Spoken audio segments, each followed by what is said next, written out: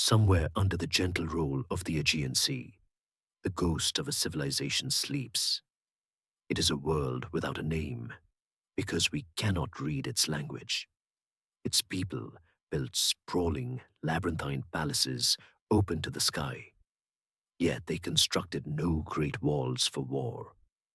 They painted their walls not with scenes of conquest and slaughter, but with leaping dolphins, graceful griffins, and young athletes vaulting over the horns of charging bulls. Their priestesses, or perhaps their goddesses, held writhing snakes in their hands, their faces serene and powerful. For 1,000 years, they were the masters of the sea, their elegant ships trading from Egypt to the distant west, creating the first great maritime empire Europe had ever seen. Then, in a geological blink of an eye, their world was torn apart by fire and water, their power shattered, their memory fading into the stuff of myth. For centuries, they were utterly forgotten, their existence not even a rumor, until a man with a spade and a dream of a minotaur brought them back into the light. And in their story, in their sudden, catastrophic fall from grace, many see the faint, distorted echo of an even greater legend, the lost city of Atlantis. Before you get comfortable, take a moment to like the video and subscribe, but only if you genuinely enjoy what I do here. And as you settle in, perhaps let us all know where you're listening from and what time it is in your corner of the world. It's a nice way to feel connected as we drift back in time together. Our story begins not on the sun-drenched island of Crete, but in the dusty, intellectual heart of ancient Athens, sometime around 360 BCE. The great philosopher Plato is old now, his mind a universe of ideas that will shape the next 2.5 millennia of Western thought. He gathers his students and friends for a dialogue, a philosophical conversation, and on this day, he presents two of his most intriguing works, Timaeus and Critias. It is here, through the mouth of the character Critias, a wealthy Athenian aristocrat, that the world first hears the name Atlantis. Critias insists the story is not a mere fiction, but a strange tale, yet one that is entirely true. He recounts how his great-grandfather heard it from his own father, who in turn had heard it directly from the legendary Athenian lawgiver, Solon, one of the 7 sages of Greece. And Solon, the wisest of them all, learned it not from a Greek, but from the learned priests of the temple at Sais, deep in the ancient land of Egypt. It's a chain of transmission with more links than a thrift store necklace, a perfect setup for a story that has been passed down through generations, its details perhaps softened and warped by time. The Egyptian priest, so the story goes, sat Solon down and gently mocked the Greeks for their short memory. "You Greeks are all children," he said, explaining that cataclysms of fire and flood have repeatedly wiped the slate of human history clean. But in Egypt, records stretching back thousands of years were preserved. The priest then unveiled a tale from the distant past, 9,000 years before their own time, of a conflict between two mighty powers. One was a proto-Athens, an ancient, idealized version of their own city, representing the pinnacle of orderly, virtuous society. Its antagonist was a vast and powerful island empire, located out in the Atlantic Ocean, just beyond the Pillars of Hercules, what we now call the Strait of Gibraltar. This island was Atlantis. It was, the priest said, an island larger than North Africa and the Middle East combined, a true continental power. From this great island, its kings ruled over many other islands and parts of the opposing continent, their influence stretching deep into the Mediterranean, as far as Italy and even Egypt. Cretius, warming to his tale, then describes Atlantis in breathtaking detail. It was a land of incredible natural wealth, teeming with exotic animals, including elephants, and blessed with an abundance of precious metals. The most precious of all was one now known only by name, orichalcum, a metal that gleamed with the red light of fire, perhaps a natural alloy like brass or bronze, which covered the walls of their citadel. The city itself was a marvel of engineering and divine architecture. At its center was a hill, where the god of the sea, Poseidon, had fallen in love with a mortal woman named Clito. Poseidon, who apparently didn't believe in letting a girl have her personal space, broke the land around her hill, creating 3 concentric rings of water and 2 of land to protect her, making the central Acropolis an impregnable island fortress. Her descendants, 10 kings fathered by Poseidon, ruled the 10 kingdoms of Atlantis in harmony. They built magnificent bridges, canals, and harbors, connecting the rings of their city to the sea. They erected a stunning palace and a temple to Poseidon, covered in silver and gold, where they gathered every 5 and 6 years to renew their oaths of loyalty and to judge one another, cementing their sacred bonds by sacrificing a bull. For many generations, the Atlanteans were a model civilization. Guided by their divine nature, they were virtuous, noble, and wise, disdaining everything but virtue. They bore their great wealth with grace and humility. But slowly, inevitably, a change began to occur.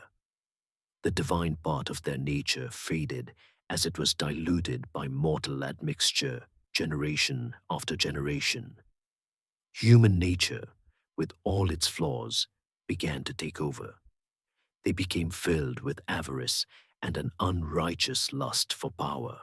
Their virtue was corrupted by hubris. Believing themselves invincible, the kings of Atlantis gathered their immense armies and set out from their ocean citadel to enslave the rest of the world. They swept through parts of Europe and Africa, their sights set on the ultimate prize, the conquest of Athens and all the lands of the Mediterranean. It was here, at the height of its arrogance, that the great empire met its match in the small, virtuous state of ancient Athens, which rallied its allies and stood alone against the tide of conquest. And then came the end. Just as the conflict reached its climax, the gods themselves passed judgment. In the words of Plato, there occurred violent earthquakes and floods, and in a single day and night of misfortune, the island of Atlantis disappeared in the depths of the sea. The entire continent, its magnificent city, its powerful armies, and its corrupted people were swallowed by the ocean, vanishing from the face of the earth without a trace. A vast, impassable shoal of mud was left where it sank, a warning to any sailor who dared venture beyond the Pillars of Hercules. And so, the story ends. Historians still argue whether Plato was recording a genuine, albeit distorted, historical memory, or if he crafted Atlantis as a purely philosophical tool. A cautionary tale about the fall of a perfect society corrupted by wealth and power. A mirror to hold up to his own Athens, whether fact or fable, the tale of a mighty island civilization, masters of the sea, blessed by the gods, and then destroyed in a single, terrifying cataclysm, was now etched into the memory of the world, where it would lie dormant for over 2,000 years, waiting for a lost world to be discovered that would give it a shocking new breath of life. To find the seed of the world that might have inspired Plato's tale, we must leave his Athens and let our minds drift backward, not 9,000 years into a mythical past, but a more tangible, yet still profoundly distant 4,000 years before his time. We travel south, across the wine-dark sea, as Homer would call it, to a long, rugged island floating in the eastern Mediterranean. Crete, an island shaped like a sleeping beast, its spine a chain of snow-capped mountains, its belly fertile plains, its snout and tail reaching toward the three great continents of the Old World: Europe to the north, Asia to the east, and Africa to the south. It is a natural stepping stone, a crossroads of the sea, and it was here, on this isolated but perfectly positioned stage, that the story of the people we call the Minoans truly began. It did not, however, begin with them. It began with the quiet arrival of the very first people to call this island home, long before the first palace was ever conceived. Around the year 7000 BCE, when the last vestiges of the Ice Age were retreating across northern Europe, the island of Crete was a wild place, populated by pygmy hippos, deer, and a peculiar species of flightless owl. There were no humans. Then they came, not as conquerors, but as pioneers. Across the water they sailed, most likely from the coast of Anatolia, modern-day Turkey, in simple boats, perhaps large, hollowed-out log canoes, or vessels made of reeds and animal hides. This was no pleasure cruise. It was a perilous journey of at least 100 miles across the open sea, carrying everything they would need to start a new life from scratch. They brought with them the revolutionary toolkit of the Neolithic Age: sacks of seed for wheat and barley, cuttings for figs and olives, and a noisy, bleating, grunting collection of the world's first domesticated animals: goats, sheep, pigs, and cattle. These were not explorers stumbling upon a new land. They were colonists, farmers seeking fresh earth, and they brought their entire way of life with them. Historians still argue whether these first settlers arrived in a single, large wave of migration, or through a more gradual, centuries-long trickle of small groups. What is certain is that when they arrived, they found an island paradise. The climate was mild. The soil on plains like the Great Messara in the south was rich and deep, and freshwater springs were plentiful. They chose their settlement spots well, with an eye for defensible hills close to good farmland and water, and one spot, a low hill by the banks of a small river with easy access to the northern sea, was particularly favored. For thousands of years, generation after generation would live and die on this exact spot, their simple homes of mud brick and timber collapsing and being rebuilt, slowly creating a man-made mound, a layered cake of human history. This place, the first major settlement on Crete, would one day become known to the world as Knossos. It seems even in the Stone Age, the three most important words in real estate were location, location, location. Life was simple, dictated by the rhythm of the seasons. The men would have cleared the forests with polished stone axes, their sharp edges painstakingly ground down over hours of labor. They would have tilled the fields with wooden plows and hunted for the remaining wild game. The women would have ground the harvested grain between two stones, a back-breaking daily task to make a simple, flat bread baked on a clay hearth. They would have spun wool from their sheep, woven coarse cloth, and crafted simple pottery by hand, coiling ropes of wet clay and smoothing them into jars for storing water, olive oil, and grain. Their first pots were dark, undecorated, and burnished to a simple sheen, functional above all else. In the evenings, the village would have gathered around the warmth of their fires, the smell of wood smoke in the air, the only light coming from the flames, and the brilliant, unobscured sweep of the Milky Way above. For nearly 4,000 years, almost twice the length of time that separates us from the Roman Empire, this quiet agricultural life continued with little dramatic change. The population grew steadily, and new villages sprang up across the island. They had no writing, no kings, no palaces. Their world was small, centered on the village and the cycle of planting and harvesting. Yet, in this long, slow dawn, the foundations of Minoan culture were being laid. They developed a deep connection to the land and the sea that sustained them, and they began to express a spiritual life. Archaeologists find them buried in caves and rock shelters, their bodies often curled in a fetal position, as if ready for rebirth.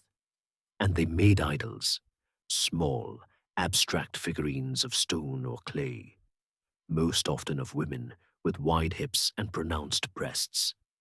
We see these great mother figures in Neolithic cultures all across the ancient world, from Malta to Mesopotamia.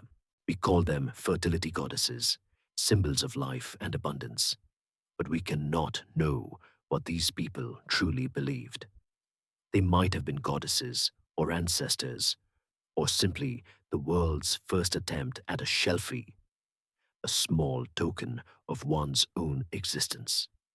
Whatever their meaning, this focus on a powerful female figure seems to be a thread that will weave its way through the entire tapestry of Cretan civilization, right up to the enigmatic snake goddess of the future palaces.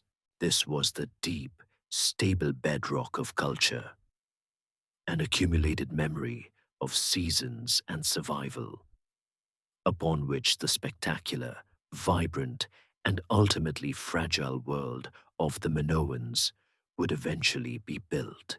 For 4,000 years, the rhythm of life on Crete had been the slow, steady beat of a farmer's heart. But around the year 3000 BCE, that rhythm began to quicken. The world outside, a world of growing cities in Egypt and Mesopotamia, of bustling island cultures in the Aegean, began to knock. New people, new ideas, and a revolutionary new technology started to arrive on Cretan shores. And in doing so, they lit the fuse on a cultural explosion that would transform the island forever. This was the dawn of the Bronze Age, a period we now call pre-palatial, the dynamic and formative adolescence of the Minoan civilization. The first great change came in the form of a reddish, malleable stone that, when thrown into a sufficiently hot fire, bled a glistening, magical liquid. Copper, metallurgy, was the era's high technology. Historians still argue whether the new arrivals that heralded the Bronze Age were peaceful migrants integrating with the locals, or a more assertive group that established themselves as a new elite. Whatever the social dynamic, they brought with them the secrets of smelting and casting metal. At first, it was copper, used to make sharp daggers, sturdy axe heads, and long wood saws that were vastly more efficient than their stone predecessors. Soon after, they mastered the art of alloying, mixing that copper with a small amount of a rare and precious metal, tin, to create a much harder, more durable, and golden-hued material. Bronze. The quest for tin, which is not native to Crete, would be the catalyst for the island's transformation. It was the artisanal, gluten-free ingredient of the Bronze Age, and getting it required Cretans to look beyond their own shores. It forced them to become sailors, traders, and diplomats. This new technology had a profound effect on society. With better tools, forests could be cleared more quickly, larger buildings could be constructed, and elegant, seaworthy ships could be built. The small farming villages of the Neolithic period began to coalesce into bustling, more organized towns, particularly in the east and south of the island. At a site called Vasiliki, a prominent building rose on a hilltop, its walls plastered and painted a striking mottled red, perhaps in imitation of more expensive stone or wood. This house on the hill wasn't a palace, not yet, but it suggests a hierarchy was forming, with a chieftain or a prominent family directing the town's affairs. At another town, Myrtos Fornu Korifi, 100 or so rooms were crammed together in a single, sprawling complex on a coastal hill, a dense warren of living quarters, workshops, and storage areas. It feels like a highly communal settlement, perhaps a Bronze Age college dorm, but with better pottery and more goats. As towns grew and society became more complex, not everyone needed to work the fields. For the first time, true specialization of labor took hold. Potters, freed from the drudgery of farming, could now devote their entire lives to their craft. They developed the potter's wheel, allowing them to throw vessels of incredible thinness and symmetry. They experimented with new firing techniques, creating the beautiful, flame-patterned pottery known as Vasiliki ware. Its surface, a swirling cosmos of red, orange, and black. Smiths became masters of fire and metal, their workshops glowing day and night as they hammered out daggers and delicate jewelry. Weavers created finer textiles, and perhaps most importantly, shipwrights and sailors became a class unto themselves. Alongside these developments came a small but profoundly significant invention, the seal stone. These were small, intricate seals carved from soft stone, bone, or ivory, bearing a unique design: a spider, a scorpion, a geometric spiral. When pressed into a piece of wet clay used to seal a door, a jar, or a bundle of goods, the seal acted as a mark of ownership, an administrator's stamp, or a personal signature. It's the first clear evidence on Crete of the concept of private property and the need for a system to manage the flow of goods. It marks the birth of bureaucracy, that oh so exciting engine of all complex civilizations. These tiny, beautiful objects tell a huge story about a society that was becoming wealthy enough to have things worth protecting and organized enough to invent a way to do it. With new ships, a thirst for raw materials like tin and obsidian, and a growing surplus of their own products, fine pottery, timber from their cypress forests, and the holy trinity of Mediterranean agriculture, olive oil, wine, and grain, the Cretans took to the sea. They forged a vibrant trade network that crisscrossed the Aegean. They sailed north to the Cycladic Islands, trading for the brilliant white marble used to make hauntingly beautiful folded arm figurines. They sailed west to the Greek mainland and east to the coast of Anatolia. Their most ambitious voyages took them south to the ancient and powerful kingdom of Egypt.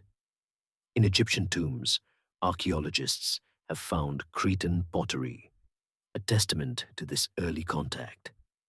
In return, the Cretans received gold, ivory, and exotic materials like Egyptian faience and scarab beetles, which they eagerly incorporated into their own art. This was the foundation of everything to come. It was in this pre-palatial crucible of trade, craft, and social change that the wealth, the skills, the confidence, and the outward-looking perspective were forged, preparing this island of farmers to take their next great leap, the building of the palaces. After 1,000 years of quickening, the rhythm of Cretan life finally resolved into a powerful, unified chord. Around the year 1900 BCE, the scattered energies of the pre-palatial towns seemed to crystallize almost overnight.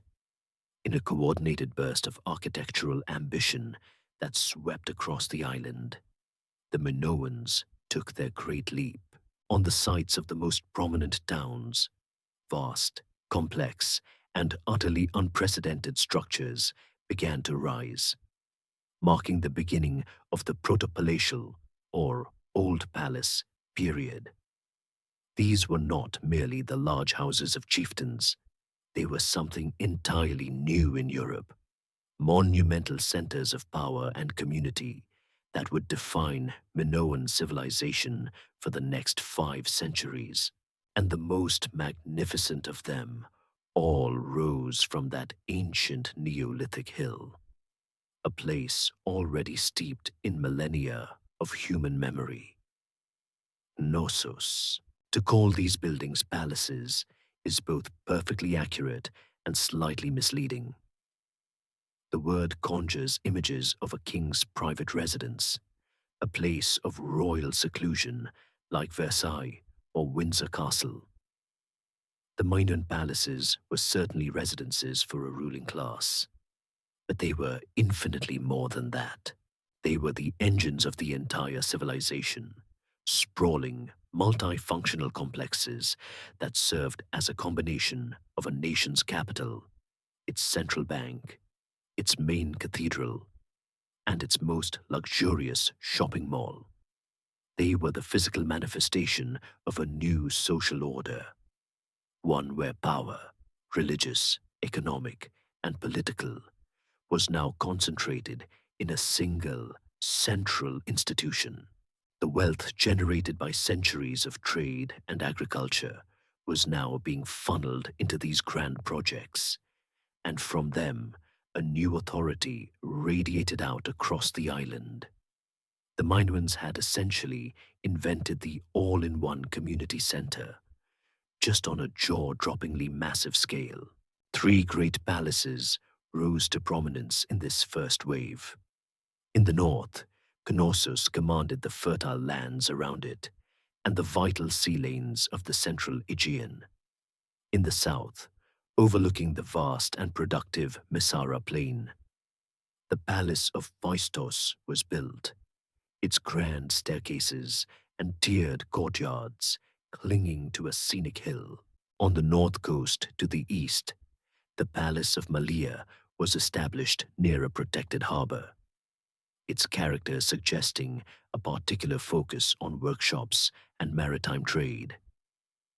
Though each had its unique features, they all shared a revolutionary architectural blueprint. At the very heart of each palace was a huge, rectangular central court, paved and open to the sky, always oriented on a rough north-south axis. This court was the stage for the grand ceremonies and public gatherings that presumably held their society together. Arranged around this central space was a bewildering, multi-storied maze of rooms, corridors, halls, and light wells, a layout so complex, it's little wonder it gave birth to the legend of the labyrinth. If a Bronze Age pizza delivery guy ever existed, finding his way through Knossos would have been a career-ending nightmare. These were not just collections of rooms, they were highly organized zones of activity. In the west wings, often facing the setting sun, were the rooms for public reception and religious ceremony, including small chapels and mysterious sunken chambers called lustral basins, perhaps used for ritual purification. But the true source of the palace's power was revealed in their vast storage magazines. Here, in long, cool corridors, stood rows of enormous earthenware jars, some taller than a person, known as pithoi. They could hold tens of thousands of gallons of the island's liquid gold, olive oil, and wine, alongside great quantities of grain. This was the island's surplus, its collected wealth, controlled and redistributed by the palace authorities. Elsewhere in the complex were bustling workshops where the island's finest artisans practiced their crafts. Potters threw impossibly delicate, eggshell-thin pottery. Jewelers worked with imported gold and local stones. Weavers produced fine textiles, and smiths cast bronze tools and weapons. The palace wasn't just storing wealth, it was actively creating it by sponsoring the highest level of craftsmanship. Why this sudden, dramatic shift to a palace-centered society occurred is a puzzle. Historians still argue whether the palaces arose from the peaceful cooperation of competing towns led by a rising elite, or if one powerful center, like Knossos, imposed its will on the rest of the island. Perhaps the growing complexity of overseas trade required a centralized authority to manage it. Perhaps controlling the distribution of water in the Great Plains required a level of organization beyond what individual towns could muster. Or perhaps a new form of leadership emerged, one that blended religious and political authority, persuading the population that concentrating their resources in these great centers was a sacred duty. Whatever the cause, the result was a remarkable period of prosperity and artistic achievement, a unified culture that, for the first time, could be properly called Minoan. From their new palatial hearts, the people of Crete would project their power and influence across the sea as never before. With these grand stages now built, a uniquely Minoan drama of life, religion, and power began to unfold within their stone and timber walls. Stepping into the world of the first palaces is to step into a society buzzing with organization and creativity, yet shrouded in a tantalizing silence. For while the Minoans of this period left behind a wealth of beautiful objects and architectural wonders, they left us no grand inscriptions, no king lists, no epic poems. Their inner world, their history as they themselves told it, remains a closed book. We see the effects of their power everywhere, but the faces of the powerful remain in the shadows, forcing us to piece together their identity from the clues they left behind. At the apex of this new palatial society was a ruling class, but they were unlike the bombastic pharaohs of Egypt or the warrior kings of Mesopotamia. In all of Minoan art, not a single monument has been found that is clearly dedicated to the glory of one specific ruler. There are no colossal statues of a king smiting his enemies, no boastful carvings of military campaigns. Power here was expressed in a completely different language. The evidence suggests a society governed not by a warrior king, but by a figure or figures whose authority was deeply intertwined with religious ritual, a priest king, or perhaps even a priestess queen. The very architecture of the palaces, seamlessly blending administrative offices with shrines and ceremonial spaces, points to a leadership that acted as the chief intermediary between the human and divine worlds. Their power was not in the sword, but in their ability to ensure the favor of the gods, the changing of the seasons, and the fertility of the land. Historians still argue whether Minoan Crete was a unified kingdom under a single ruler at Knossos, or a collection of independent palace states, each with its own ruler, coexisting in a complex balance of cooperation and competition. Whatever the political map looked like, the day-to-day business of running these complex centers required a level of administration that would make a modern logistics manager proud. And for that, they needed to write. Sometime during the Proto-Palatial period, the Minoans developed their own script, a beautiful and enigmatic series of symbols we call Linear A, found inscribed on small clay tablets, stone offering tables, and seals. Linear A is one of the great unsolved mysteries of the ancient world. It is a syllabic script, meaning each of its roughly 90 signs represents a syllable. Day, me, Q, rho. We can recognize its system of numerals, which was a decimal system, just like our own. We can also identify various ideograms, little pictures that stand for whole words, like a wine jar, a stalk of wheat, a type of animal, or a chariot. Because of this, we can get a blurry snapshot of what the Minoans were writing about. The vast majority of Linear A tablets are exactly what you would expect to find in a bureaucratic center: inventories, ledgers, and receipts.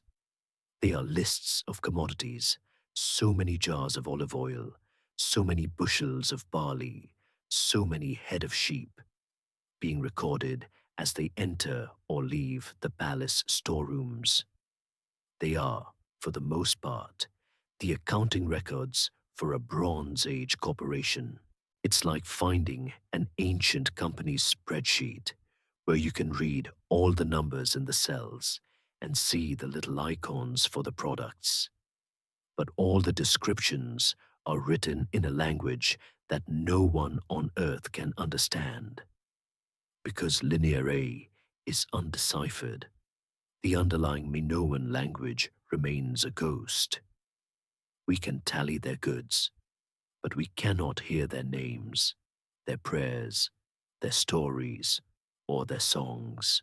Below the ruling elite and their scribal administrators was a vibrant and diverse population. Within the palace workshops, a privileged class of artisans, potters, fresco painters, gem cutters, and smiths, produced the exquisite goods that were the hallmark of Minoan culture. The quality of their work suggests they were highly valued, supported by the palace, and freed to perfect their craft. The pinnacle of their achievement in this period was a style of pottery known as Kamaris ware, named for a sacred cave on Mount Ida where it was first discovered. Made on a fast spinning wheel, the clay was thrown to an incredible, paper-like thinness, a feature often called eggshell ware. The pots were then painted with a glossy black slip, which served as a dramatic canvas for flowing, dynamic designs in brilliant white, deep red, and vibrant orange. The motifs were a joyful explosion of abstract shapes, spirals, rosettes, and waves, alongside stylized elements from nature, like palm trees and octopuses, all perfectly fitted to the elegant curves of the vessel.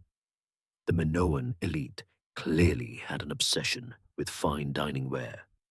as these beautiful and fragile objects were exported far and wide, found in tombs in Egypt and on the shores of the Levant.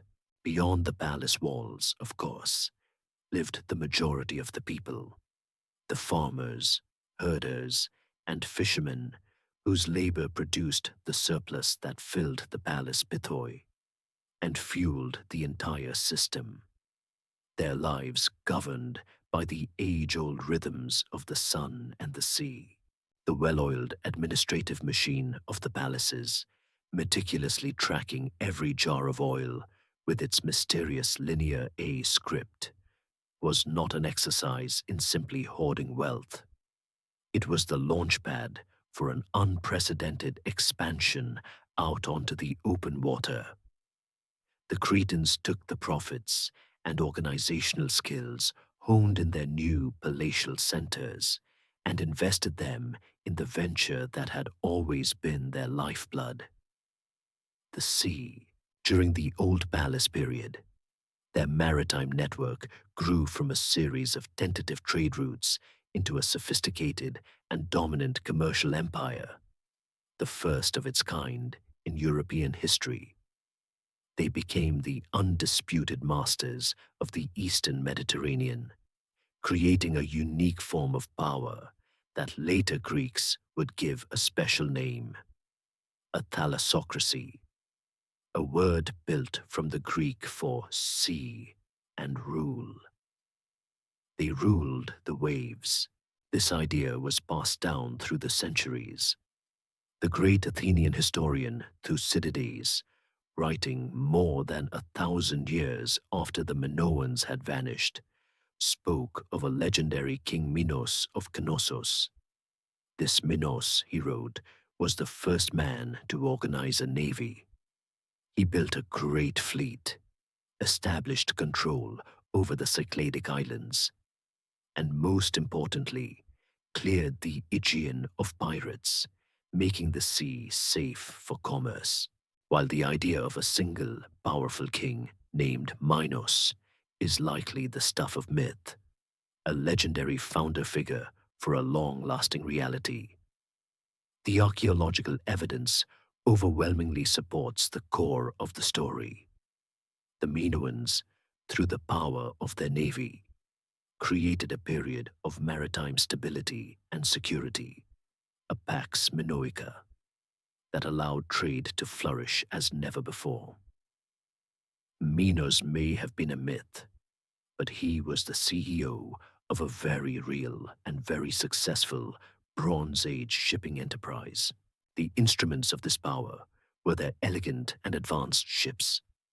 We see them depicted on seal stones and pottery, and later in glorious detail in frescoes. They were long, slender vessels, high at the bow and stern, built from the strong, rot-resistant cypress wood that grew on the mountains of Crete. They were propelled by a large, single, square sail for harnessing the wind on long voyages.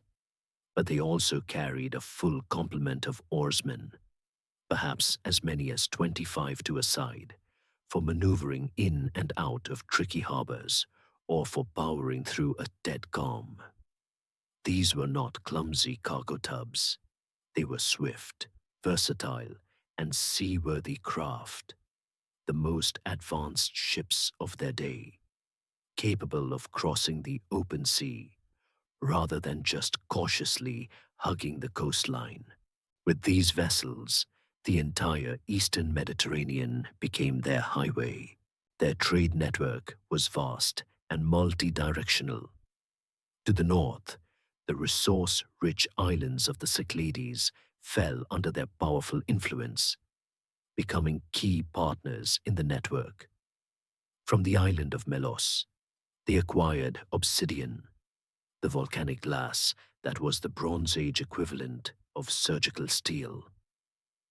On Caia and Thera, Minoan-style settlements began to appear, suggesting not military conquest, but colonization or the adoption of a more sophisticated culture by the local elites. To the west, They traded with the emerging warrior societies on the Greek mainland, the people we call the Mycenaeans, who looked upon the Minoans with awe, eagerly importing their luxury goods and copying their artistic styles. To the east, their ships were a common sight in the bustling ports of the Levant, like the great cosmopolitan city of Ugarit in Syria, where they would have traded their fine pottery and perfumed oils for the raw materials of the vast Asian continent, especially the all-important tin needed to make bronze. But their most prestigious and vital trading partner lay to the south, the ancient, wealthy, and powerful kingdom of Egypt. The pharaohs were a near insatiable market for exotic luxury goods, and the Minoans were happy to oblige. We find their exquisite Kamaris ware pottery in Egyptian tombs, a designer brand good valued enough to accompany the dead into the afterlife. In return, the Egyptians paid in gold from the mines of Nubia, ivory, ostrich eggs, and semi-precious stones, all of which were highly prized by Minoan artisans. This connection was so strong that centuries later, Egyptian tomb paintings would depict men from Keftiu, the Egyptian name for Crete, arriving with distinctive Minoan clothing and hairstyles, bearing gifts for the pharaoh. Perhaps the most remarkable feature of this maritime empire was its confidence. The great palaces at Knossos, Phaistos, and Malea had no enormous defensive walls. Unlike the heavily fortified citadels of the Mycenaeans or the Hittites, the Minoan centers were open to the surrounding countryside. This astonishing lack of fortification speaks volumes about their sense of security. Their wall was the sea itself, and their navy was its gatekeeper. No enemy could reach their shores as long as the Minoan fleet ruled the waves. Historians still argue whether the Minoan thalassocracy was a truly peaceful trading network based on mutual benefit, or a more coercive system where the powerful Minoan fleet persuaded other islands to trade on Minoan terms, a kind of protection racket on an international scale. The truth is likely somewhere in between, but for a few brilliant centuries, they had created a world where wealth was generated more by the merchant's sail than the soldier's sword, a flourishing and interconnected world built on the power of the ship. But the confidence of the Minoans, the open-hearted design of their palaces, and their serene, unwalled towns was predicated on a stability that came not just from the sea, but from the very earth beneath their feet. Their innovative architecture, with its timber-laced masonry, was designed to flex and bend, to absorb the frequent tremors that rattled their island. They knew the ground they lived on was alive, but they could never have been prepared for what was to come. Around the year 1700 BC, after 2 centuries of unparalleled prosperity and peace, the earth did not just tremble, it betrayed them. In a sudden, violent spasm, the geological foundations of their world were broken, and the magnificent old palaces, the very hearts of their civilization, came crashing down in fire and ruin. Crete sits in one of the world's most seismically active zones. It lies on the edge of the Aegean Sea Plate, just above the point where the great African plate is slowly sliding beneath it in a process called subduction. The immense pressures built up by this grinding of continents are released in the form of powerful earthquakes. The Minoans were used to this, but the event of 1700 BCE was of a completely different magnitude. It was likely not a single earthquake, but a devastating series of shocks. an earthquake storm that ripped across the island, delivering a coordinated blow from which there was no escape.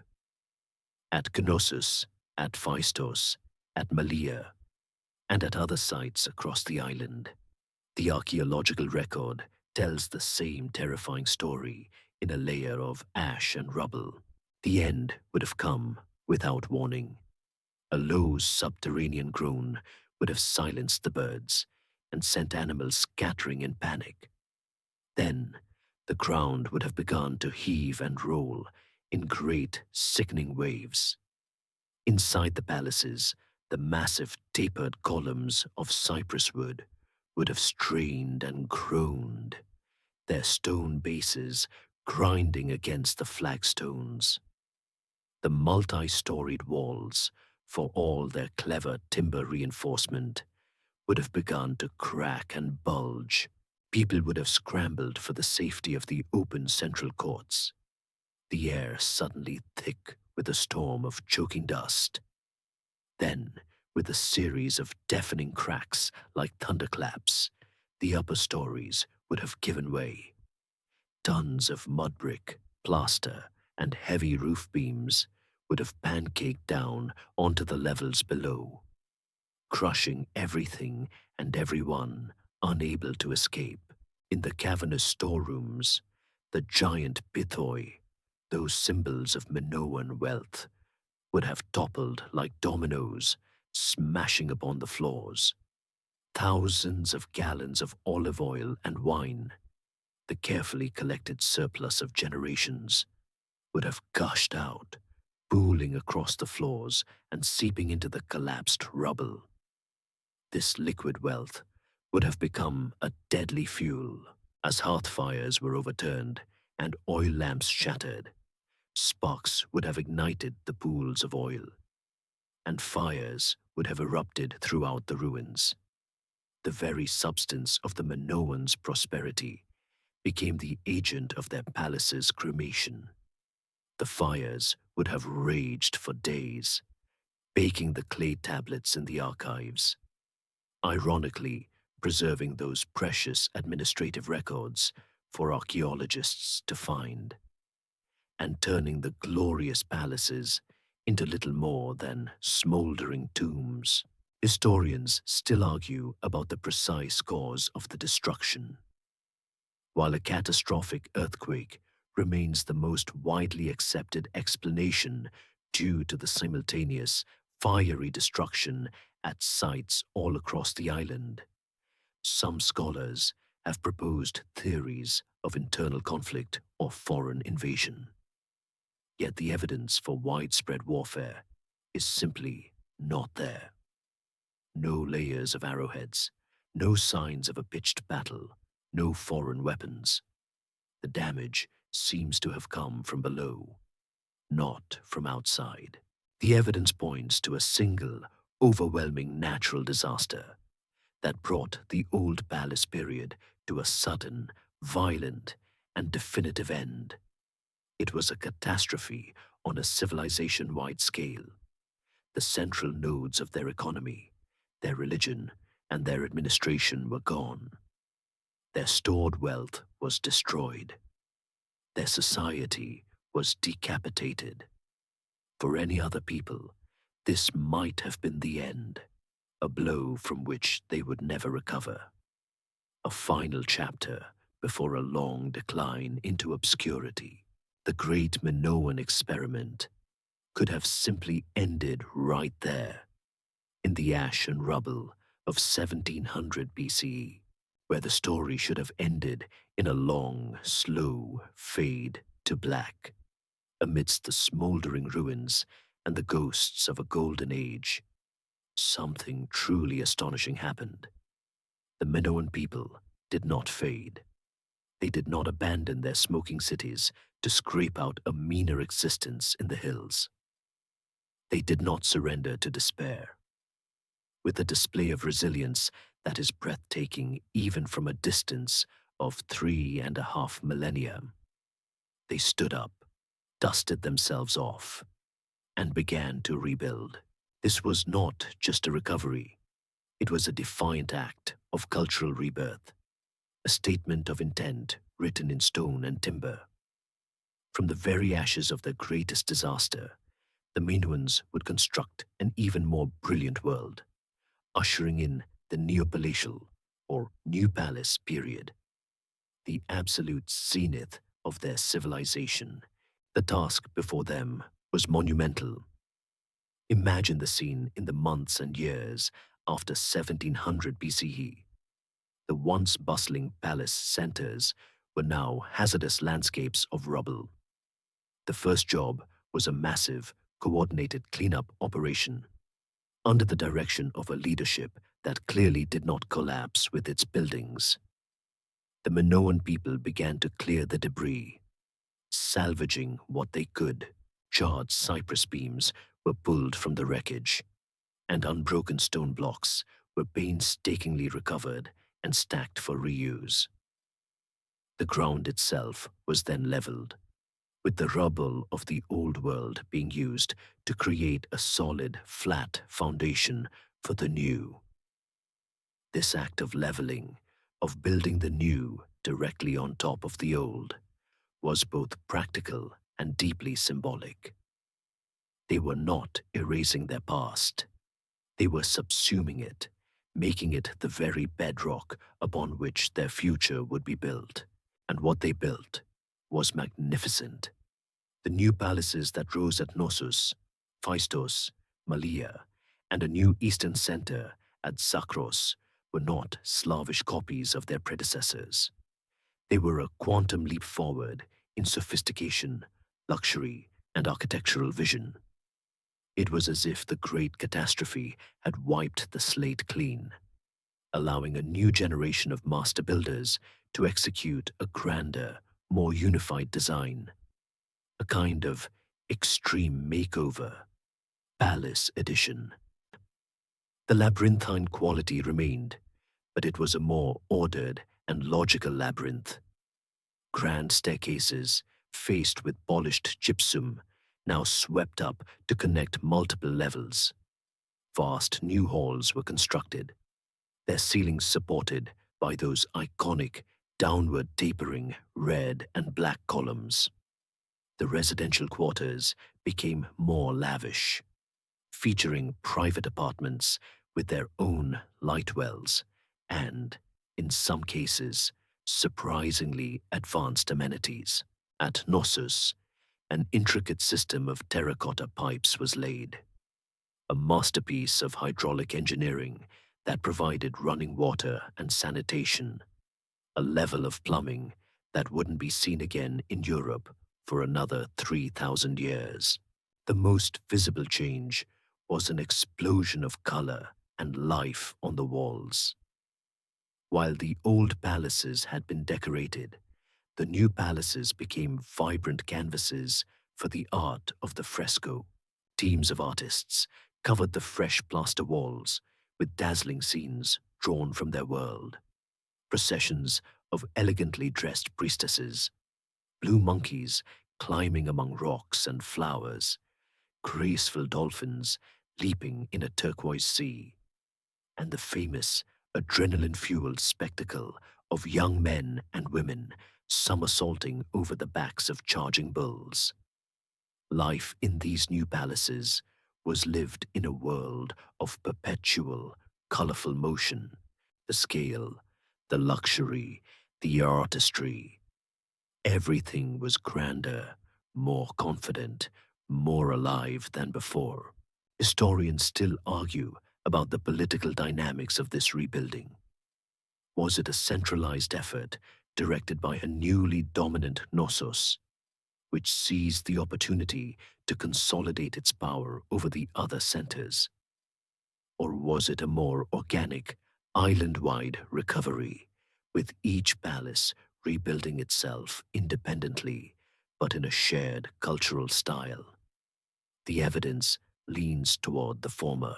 The new palaces, for all their local variations, share a remarkably coherent architectural and artistic language, suggesting a powerful central influence.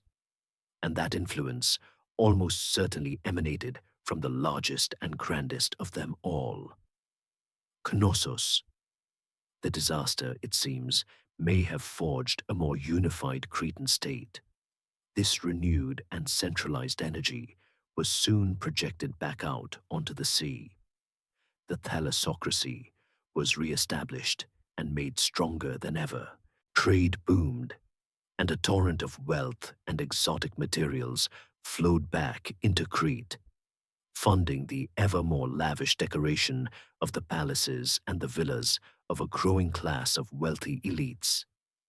This was the Minoan Golden Age, a period of about 250 years when Cretan culture reached its peak of refinement, and its influence was felt from the shores of Sicily to the coast of Syria. They had faced the ultimate test and had not only survived, they had triumphed.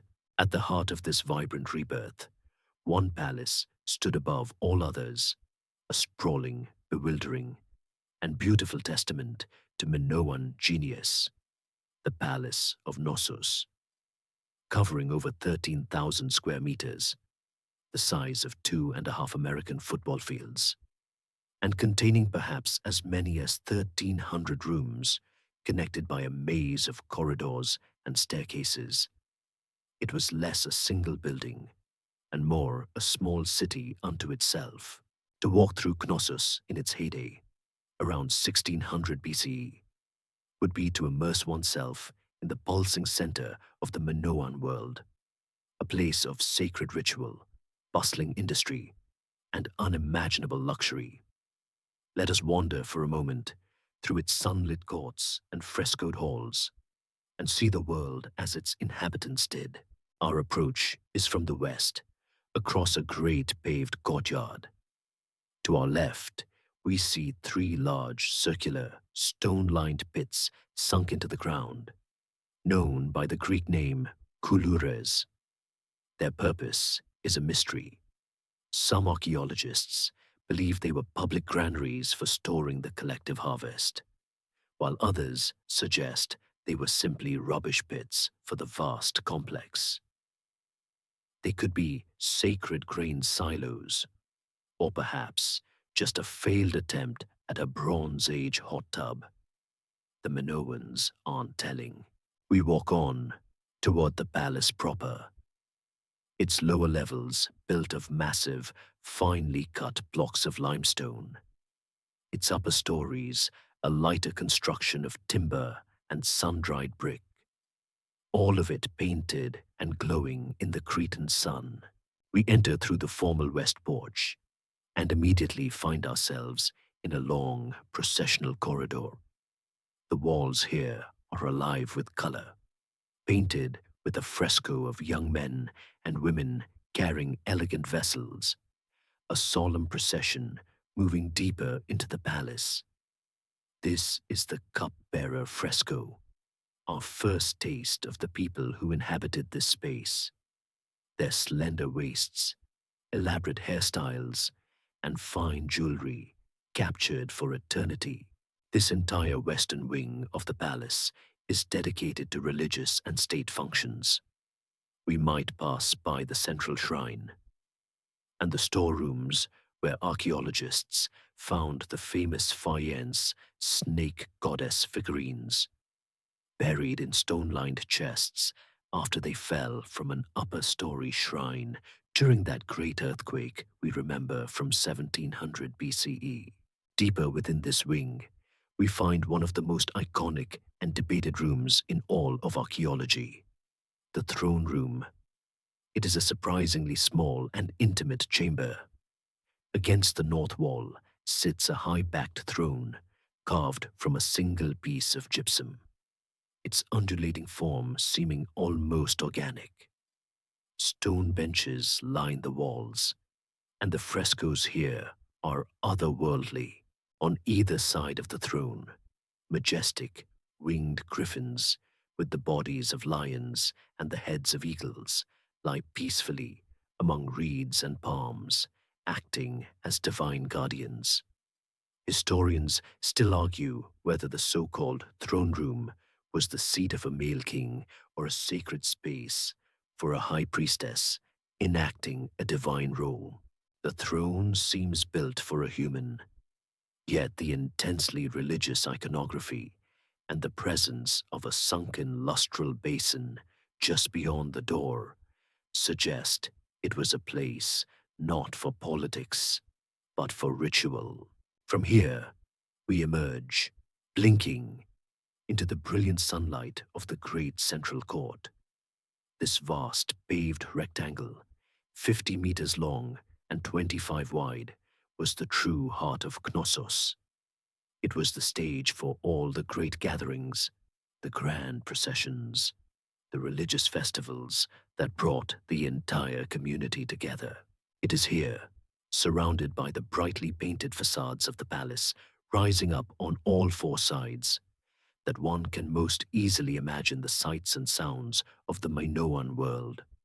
The murmur of a crowd, the beat of a drum, the flash of a priestess's golden jewelry. It is here, many believe, that the dangerous and sacred spectacle of bull leaping took place, the ultimate test of youthful courage and grace.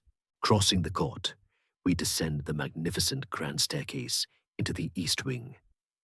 This was a feat of engineering, a wide, columned stairway that cascaded down 5 stories along the slope of the hill, its landings illuminated by an ingenious central light well.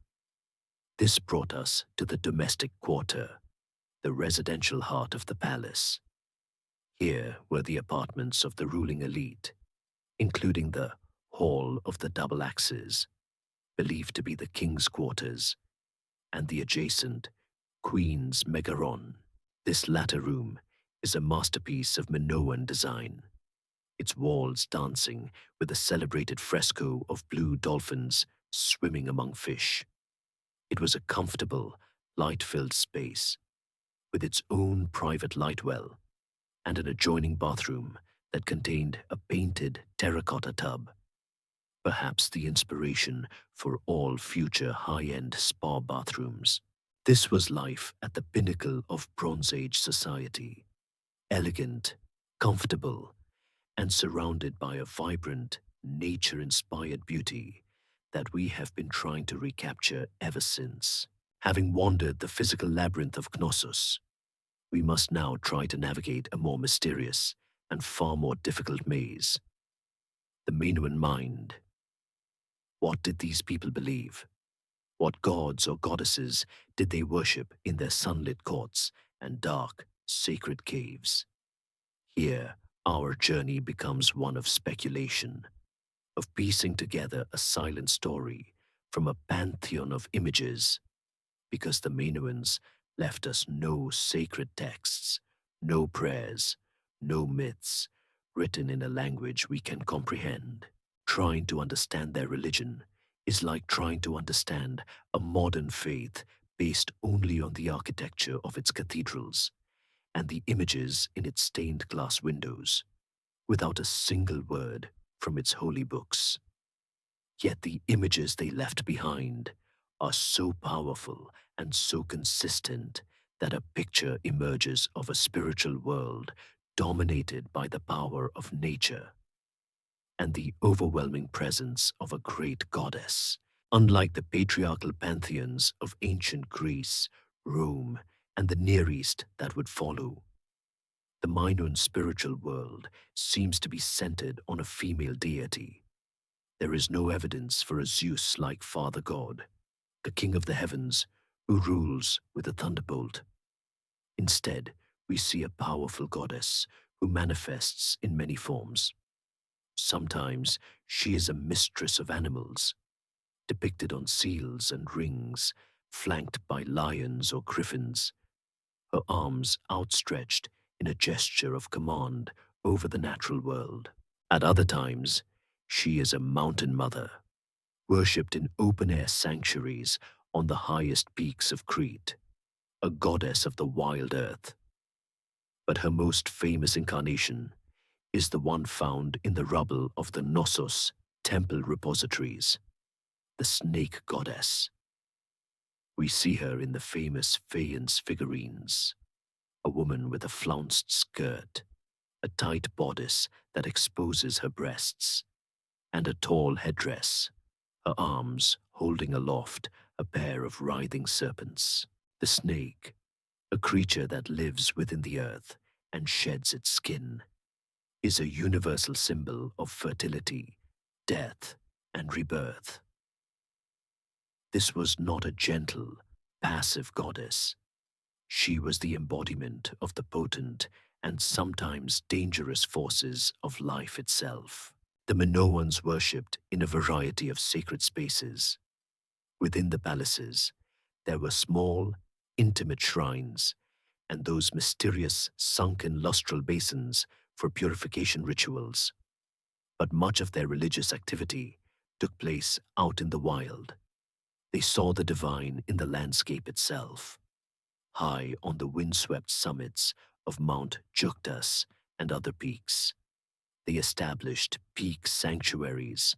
Here, ordinary people would make pilgrimages, lighting great bonfires whose smoke could be seen for miles, and leaving thousands of votive offerings, small clay figurines of themselves with arms raised in adoration, models of the animals they hoped to protect, and poignantly, clay models of afflicted human limbs, legs, arms, heads, left as prayers for healing. Even more ancient and awe-inspiring were the sacred caves, deep, dark fissures in the earth, like the Kamaris cave and the cave of Eileithyia, the goddess of childbirth. These were seen as the very womb of the great goddess, and for millennia, people would venture into their terrifying darkness to leave offerings, connecting with the chthonic, or underworld, powers of their deity. Two symbols are found everywhere in these sacred spaces. One is the horns of consecration, a stylized representation of the horns of a bull, which sat atop shrines and palaces, a symbol of divine power. The other is the labris, the double-headed axe. We see it carved into stone pillars, painted on pottery, and made from bronze and even gold. These were not weapons. Their blades are often thin and unsharpened. They were purely ritual objects, perhaps symbolizing the act of sacrifice or the authority of the goddess. It would make a terrible weapon, but a great conversation starter at religious festivals. And then there is the bull. Everywhere in Minoan art, the bull is present, powerful, magnificent, and dangerous. It was the ultimate symbol of masculine strength and fertility, perhaps the earthly consort of the great goddess, or even a representation of the terrifying power of an earthquake. This veneration of the bull culminated in the most famous and enigmatic of all Minoan rituals, bull leaping. The great fresco from Knossos shows us a dynamic, almost impossibly acrobatic scene. A massive bull charges forward. One slender, long-haired youth, painted white, indicating a female in Minoan art convention, though this is debated, grasps the horns, preparing to vault. A second figure, painted red-brown for a male, is captured mid-somersault, hands planted on the bull's back, their body arched in a perfect handspring. A third figure stands at the rear, arms outstretched, ready to spot the landing. Historians still argue whether bull leaping was a religious ritual, a rite of passage for the youth of the elite, a spectacular public sport, or some combination of all three. What is clear is that it was an incredibly dangerous, death-defying performance. These were the original X Games athletes, engaging in a sacred dance with the most powerful force of nature they could harness. A fleeting, graceful victory of human skill over brute, chaotic power, played out on the grand stage of the central court. If their religion was a mystery decoded through their art, the art itself speaks a language that is clear, vibrant, and utterly intoxicating. It is a language of movement, nature, and a profound joy in the living world. To turn one's gaze from the stiff, monumental, and often intimidating art of contemporary Egypt and Mesopotamia to the art of Minoan Crete is like stepping out of a solemn, dimly lit temple into a sun-drenched meadow buzzing with life. There are no grand statues of glowering kings, no endless reliefs of armies marching to war, no terrifying demons demanding subservience. Instead, the Minoans surrounded themselves with images of beauty, grace, and motion. Their art breathes, and in its joyful spirit, we get perhaps our clearest glimpse into the soul of this enigmatic civilization. The defining characteristic of Minoan art is its deep and abiding love of nature. The artists of Crete were masterful observers of the world around them, and they filled their palaces and homes with its wonders. Walls dissolved into landscapes of rolling hills dotted with lilies and crocuses. Bluebirds flit among stylized rocks, and mischievous blue monkeys climb through lush foliage. The sea, the source of their wealth and their connection to the wider world, was an endless source of inspiration. The Minoan artist didn't just paint a fish, they painted a fish swimming, its fins propelling it through a forest of seaweed. This celebration of the natural world feels revolutionary. While an Egyptian artist carved a pharaoh to be an eternal, unchanging monument, the Minoan artist painted a cat stalking a pheasant, capturing a single, fleeting moment of tension and life. Flowing directly from this love of nature is the second great principle of their art: movement. Nothing in the Minoan world is ever truly still. Processions of people are not just standing, they are walking, their gowns flowing. The bull lepers are frozen at the peak of their impossible athletic grace. Spirals and waves, suggesting the sea or the turning of the cosmos, adorn everything from tiny seals to giant storage jars. This love of motion finds its ultimate expression in the pottery of the New Palace period, especially in the celebrated marine style that emerged around 1500 BCE. Potters would cover the entire surface of a vessel with a teeming ecosystem of sea creatures. The most famous example, the octopus flask from Palaiastro, is a masterpiece of design. A magnificent octopus wraps itself around the globular flask, its 8 tentacles undulating and swirling to perfectly fit the pot's curved form. Its suction cups rendered in delightful detail. It doesn't look like a painting on a pot. It looks like a real octopus has decided to give the vessel a hug. This artistic genius was expressed on every scale, from the monumental to the miniature. The grandest artistic statements were the frescoes that adorned the palace walls. Using the buon fresco technique of painting on wet lime plaster, which chemically bonds the pigment to the wall, their colors remained brilliantly vivid for millennia. They created huge, dynamic scenes like the bull leaping spectacle, but also smaller, more intimate portraits of courtly life.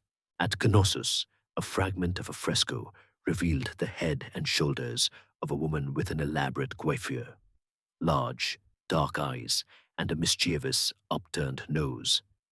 A figure so strikingly modern that her excavators immediately nicknamed her La Parisienne. Yet, many of these grand frescoes are products of heavy reconstruction. Historians and archaeologists have long argued that the famous Prince of the Lilies fresco is a highly speculative creation by Sir Arthur Evans, combining fragments from at least three different figures to create a romanticized image of a priest king that may never have existed in that form. At the other end of the scale, Minoan artists performed miracles in miniature. Their engraved seal stones and gold rings are masterpieces of the lapidary's art. On a surface often smaller than a postage stamp, they carved incredibly detailed and complex scenes. Goddesses receiving offerings, hunters stalking wild goats, and elaborate religious ceremonies with dozens of figures.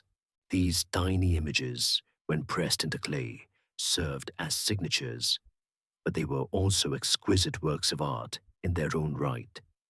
Their sculpture, too, was intimate in scale. They carved beautiful stone ritual vessels, or rhytons, in the shape of charging bulls' heads, their eyes inlaid with rock crystal, and their horns originally covered in gold leaf. They worked in ivory, creating delicate figurines like the famous statuette of a bull leaper, captured mid-vault, his body perfectly arched. And of course, they created the Faience snake goddesses, their power and charisma filling a space far larger than their few inches of height. In all these works, large and small, the message is the same: a celebration of a world that is beautiful, alive, and in constant, graceful motion. They clearly understood that a well-placed dolphin fresco really does tie the whole room together. The same open, confident spirit that fills Minoan art with leaping dolphins and soaring athletes is found written in the very stone of their civilization. For when we look at the great palace centers at Knossos, Vahaistos, and Malea, we are confronted by one of the most striking and debated features of this unique culture: the almost total absence of walls. In an age of escalating violence, when the kings of the ancient world were defined by their military prowess, the Minoans chose to live in open, undefended cities. This architectural nakedness stands in stark contrast to every other major power of the Bronze Age, and it poses a fascinating puzzle. Were the Minoans a uniquely peaceful people, or was their defense simply of a kind that is harder to see? To understand just how strange this is, one must look at their neighbors. On the Greek mainland, the contemporary Mycenaeans were building their palaces as heavily fortified citadels, surrounded by immense cyclopean walls, ramparts made of colossal, roughly hewn boulders so large that later Greeks believed they must have been built by the mythical one-eyed giants. The great Hittite Empire in Anatolia protected its capital with a double ring of massive fortifications. The cities of the Levant and Mesopotamia were enclosed in thick mud brick walls. In the brutal world of the Bronze Age, a strong wall was the most basic and essential requirement for survival and power. Yet the Minoans, at the very height of their wealth and influence, seemingly ignored this fundamental rule. Their towns and palaces flowed gracefully into the surrounding landscape of olive groves and vineyards, with no moats, no ramparts, no great fortified gates. They were so confident, they didn't even bother putting up a "Beware of the Bull" sign. The mystery of the unfortified palaces has been the subject of intense scholarly debate for over a century, with theories ranging from a utopian Bronze Age peace to a subtle and sophisticated system of control. The most romantic and oldest theory, is that the Minoans were simply different. Proponents of this view argue for a Pax Minoica, a Minoan peace that reigned on the island. In this interpretation, Crete was a unified state under the gentle authority of Knossos, and the different centers had no need to fortify themselves against one another. The art, which as we've seen, focuses on nature, ritual, and ceremony rather than warfare, is the primary exhibit for this case. In this view, Minoan society was less interested in conquest and more interested in commerce, religion, and the arts, creating a stable and uniquely peaceful civilization. A second, more pragmatic theory accepts the reality of external threats, but argues that the Minoans had a different kind of wall. This is the thalassocracy theory we have already encountered. In this view, Crete's defense was not stone, but wood. Its walls were its ships. The Minoan navy was so powerful, and its control of the surrounding sea lanes so absolute, that no hostile force could even attempt an amphibious invasion. Why invest in massive, static fortifications on land when you have a mobile, proactive defense force that can intercept any threat hundreds of miles from your shores? It's the same logic a modern island nation might use, relying on its navy and air force as its first and most important line of defense. Their security came from sea power, and the open palaces were a statement of supreme maritime confidence. More recently, a third, more nuanced set of theories has emerged, suggesting the reality was more complex. Perhaps the peace was not as total as the art suggests, and power was maintained through more subtle means. The palaces themselves, with their bewildering corridors, multiple levels, and controlled access points, could have been a defensive tool in their own right. Any invader who managed to get inside would quickly become lost in the labyrinth, easily picked off by defenders who knew its secrets. It's a defense mechanism based on confusion, where an attacker would get lost looking for the throne room and eventually just give up. More importantly, the palaces may have exercised a form of ideological control by positioning themselves as the indispensable religious and economic centers, the places where the gods were placated and from which food was distributed in times of hardship. The rulers may have secured the loyalty of the population without the need for threatening walls. The power of the palaces came not from military might, but from the spectacle of ritual and the management of resources. They ruled by awe and dependency, not by fear. It's likely that the truth is a combination of all these ideas: a period of relative internal stability, a dominant navy that secured the shores, and a sophisticated system of social control that made giant walls unnecessary. But whatever the reason, the image of these great, open palaces remains a powerful testament to a people who, for a few brilliant centuries, dared to imagine a different way of living. This departure from the typical Bronze Age model of a walled, warrior-led society was not the only thing that made the Minoans unique. When we look closely at the vibrant world depicted in their art, another startling difference emerges, one that would have been shocking to their contemporaries and to the later classical Greeks: the extraordinary prominence and apparent high status of women. In the frescoes, on the seal stones, and in their religious figurines, women are not relegated to the background. They are front and center, taking the lead in the most important rituals and appearing as the main audience for the grandest public spectacles. They are depicted with a vivacity, individuality, and authority that is virtually unparalleled in the art of the ancient world. In the realm of religion, women are not just participants, they appear to be the main actors, while men are often shown as musicians, attendants, or as the athletic bull-lippers. It is women who are consistently depicted as the officiants in sacred ceremonies. We see them on gold rings, pouring libations onto altars. We see them in frescoes, leading processions through sacred groves.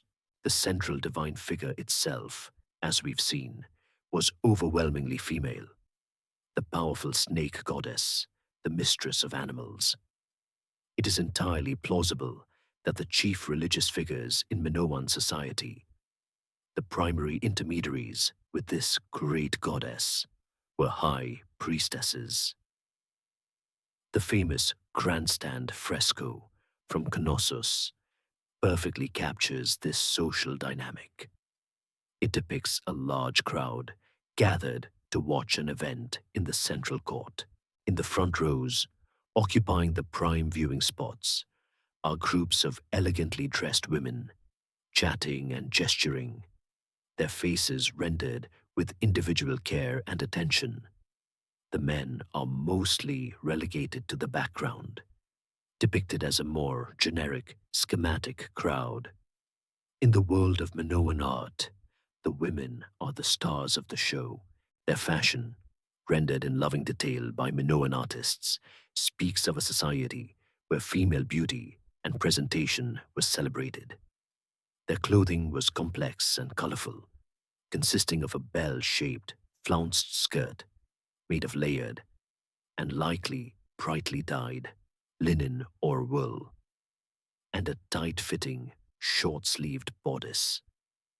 This bodice is perhaps their most famous and discussed article of clothing, as it was often tailored to leave the breasts entirely exposed, while to our modern eyes this can seem shocking or purely erotic. In its original context, it was almost certainly a religious or ritualistic symbol, a sign of fertility and a connection to the life-giving power of the goddess, worn by priestesses or initiates during specific ceremonies. Their hairstyles were equally elaborate, with long flowing locks and intricate curls piled high on their heads, all of it suggesting a culture with the time, wealth, and inclination to devote to high fashion. The religious festivals must have been the Met Gala of the Bronze Age, a place for the elite to see and be seen in all their finery. What does this all mean for the structure of their society? The sheer dominance of women in the visual record, especially in the all-important sphere of religion, led some early scholars, accustomed to the rigid patriarchy of the classical world, to a radical conclusion that Minoan Crete was a matriarchy, a society ruled by women. The idea of a peaceful, artistic, goddess-worshipping civilization governed by women was a powerful and romantic one. However, most modern historians find the evidence for a full-blown matriarchy, with women holding all the formal political and economic power, to be inconclusive. They prefer more cautious terms. Perhaps the society was matrilineal, with property and titles being passed down through the female line. Or maybe it was matrifocal, a culture centered around the mother, where women held immense social and domestic authority, even if men still held the primary roles in politics and trade.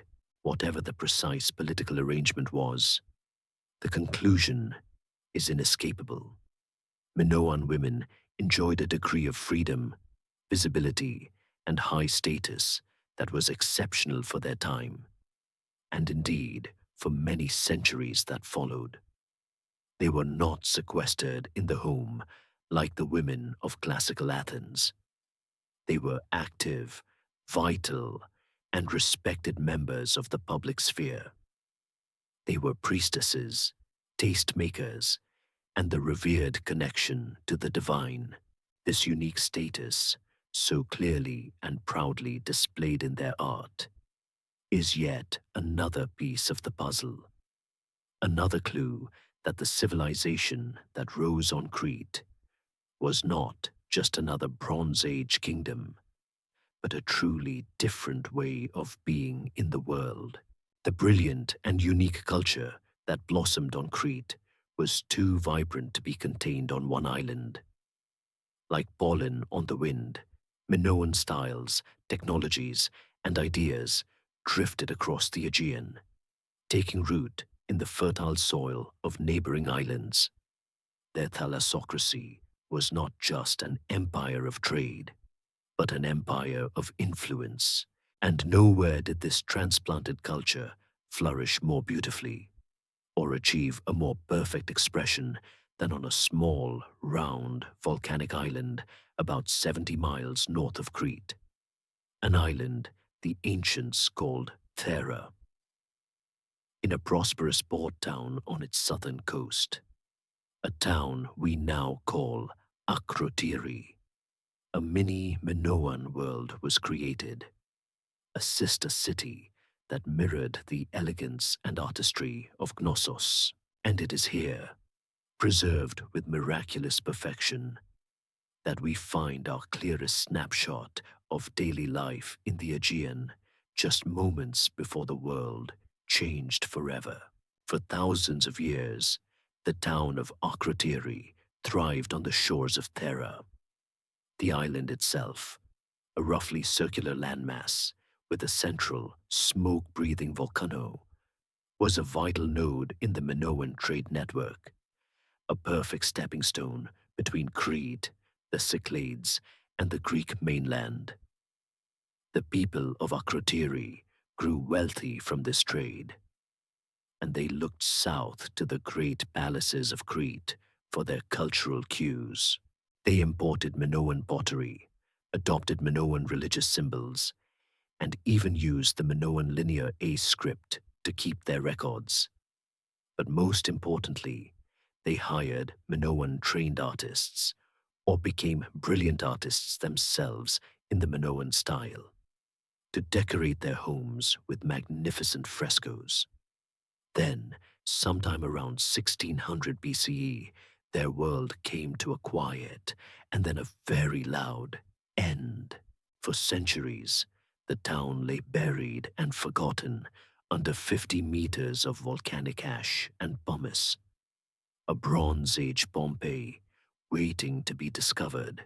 It was found in the late 1960s by the Greek archaeologist Spiridon Marinatos. What he and his teams uncovered was a ghost town, an almost perfectly preserved moment in time. The ash had acted as a perfect preservative, protecting the buildings right up to their second and third stories. As excavators carefully cleared the hardened volcanic deposits, they revealed not a palace, but a bustling, sophisticated town. Paved streets with elaborate stone-lined drainage systems, workshops, and large, well-appointed houses of wealthy merchants and sea captains. Inside, the preservation was breathtaking. Staircases, furniture, and even the contents of cupboards were found exactly where they were left. The frescoes on the walls were revealed, their colors as vibrant and fresh as the day they were painted 3.5 millennia ago. To walk through the excavated streets of Akrotiri is to walk through a silent, expectant world. The art that covers the walls is a testament to a life of comfort, beauty, and a deep connection to nature. In one room, the spring fresco, the entire space is transformed into a whimsical landscape of rolling, multicolored hills from which bloom bright red lilies, while swallows swoop and dive in a joyful, choreographed dance. It may be the world's first example of themed wallpaper, a pure and simple celebration of the rebirth of nature. In other rooms, we find intimate scenes. Two young boys, their heads partially shaved in the Cretan style, engaged in a boxing match. A pair of graceful antelopes. But the most spectacular of all is the flotilla fresco, a long, narrow frieze that ran around the top of a wall, depicting a grand procession of fantastical canopy-decked ships sailing from one busy port town to another. Dolphins leap alongside the fleet as townspeople watch from the shorelines and rooftops. Historians still argue about what the flotilla fresco depicts. Is it a specific naval festival, a journey to a foreign land, a mythological event, or simply a generic celebration of Theran's sea power? Whatever its subject, it is an unparalleled window into the busy, colorful maritime world of the Bronze Age Aegean. But for all the vibrant life depicted on its walls, Akrotiri holds a deep and poignant silence. In all the excavations, not a single human body has been found. Unlike Pompeii, where the inhabitants were caught unawares, the people of Akrotiri were not. Furthermore, the most valuable, portable objects are missing. There is no gold, no precious jewelry, no trove of seal stones. The evidence points to an orderly, planned evacuation. The volcano, after centuries of slumber, must have woken up, sending a series of tremors and warning signs. The people of Akrotiri understood the danger. They gathered their families and their most precious belongings, boarded their ships, and sailed away, leaving their beautiful town to its fate. They even had time to pack the good silver, a level of organization that puts most modern evacuations to shame. And so, the town waited, silent, empty, and perfectly preserved, for the final, terrible eruption that was to come. The eerie silence in the streets of Akrotiri was the deep breath before the roar. The warnings had been heeded, the people had fled, and now the mountain, which had given this island its fertile soil and its very existence, was about to take it all back in fire and fury. Sometime in the late 17th or early 16th century BCE, the magma chamber deep beneath Thera, brewing for centuries, finally reached its breaking point. The cataclysm that followed was not just a volcanic eruption. It was one of the most violent geological events in recorded human history. An explosion so immense, it would rip the island apart and send a shockwave across the entire ancient world. The exact date of the Theran eruption is one of the most fiercely debated topics in Bronze Age archaeology. Evidence from pottery styles found in Akrotiri, when compared with similar styles from Crete and Egypt, suggests a date around 1500 BCE. However, scientific evidence, from radiocarbon dating of an olive branch buried in the ash, to acidity spikes in Greenland ice cores, to frost-damaged rings in ancient trees in California, points to a significantly earlier date, closer to 1628 BCE. This discrepancy of over a century remains a major puzzle. But what is not in dispute is the sheer, terrifying power of the event itself. It began, after the initial warning tremors, with a plume of pale ash and light, frothy pumice stone raining down from the sky. This was the first phase, a relatively gentle opening act that covered the abandoned town of Akrotiri in a thick grey blanket, perfectly preserving it for future discovery. But this was just the prelude. Soon after, with a sound that may have been the loudest noise ever heard by human ears, the main eruption began.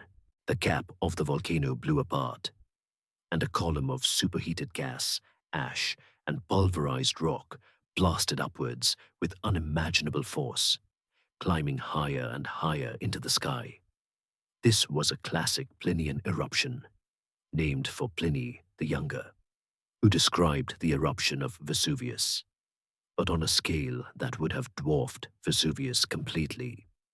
The Theron column rocketed more than 35 kilometers straight up, punching through the atmosphere to reach the very edge of space. From 100 miles away on Crete, the Minoans would have seen a terrifying sight on their northern horizon. A colossal, mushroom-shaped cloud, like a monstrous tree, growing and spreading until it blotted out the sun. The sound of the explosion would have arrived a little later, a deafening, continuous roar that would have shattered windows and shaken the very foundations of their palaces. For days, the sky across the eastern Mediterranean would have grown dark and menacing, plunging the world into a terrifying, unnatural twilight as the stratospheric ash cloud spread. The sun, when visible, would have been a dim, blood-red disk. It would have seemed like the end of the world, a divine judgment of unimaginable proportions. Modern volcanologists estimate the eruption had a volcanic explosivity index of 6 or 7, making it 4 to 5 times more powerful than the famous 1883 eruption of Krakatoa, releasing the energy equivalent of hundreds of atomic bombs. As the eruption continued, the colossal pillar of ash in the sky began to lose its upward momentum. It collapsed back upon itself, creating the most lethal of all volcanic phenomena: pyroclastic flows. These were not lava flows. They were superheated, hurricane-force avalanches of gas and incandescent ash, moving at hundreds of kilometers per hour and hotter than an oven. They would have swept across the entirety of Terra, incinerating every last trace of life that might have remained, before surging out over the surface of the sea itself, turning the water in every direction into a boiling, steaming cauldron. And then came the final, island-shattering act. The volcano's magma chamber, now almost completely empty, could no longer support the weight of the mountain above it. With a deep, earth-shattering groan, the entire center of the island of Terra collapsed, plunging several hundred meters into the void left behind. The single, round island of Strongylea was gone. In its place was a vast, steaming, sea-filled crater, the caldera we see today. As the rock fell away, billions of tons of seawater rushed violently into the chasm. This sudden, colossal displacement of water did one final, terrible thing. It created a wave.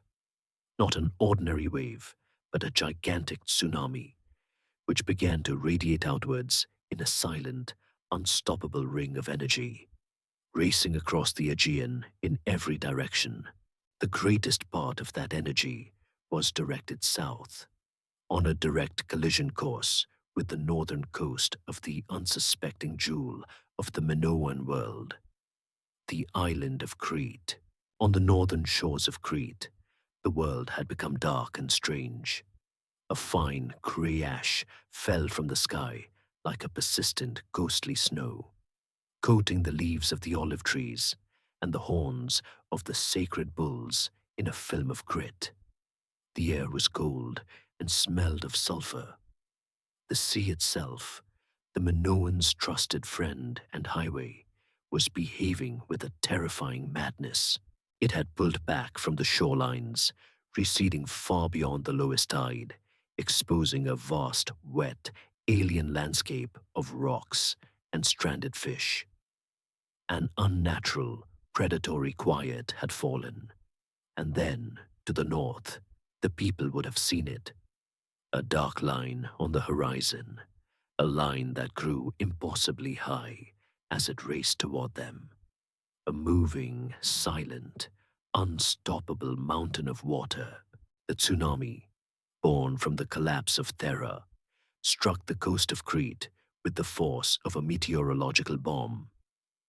Traveling at the speed of a jet airliner in the open ocean, it would have reared up into a monstrous wave as it entered the shallower coastal waters.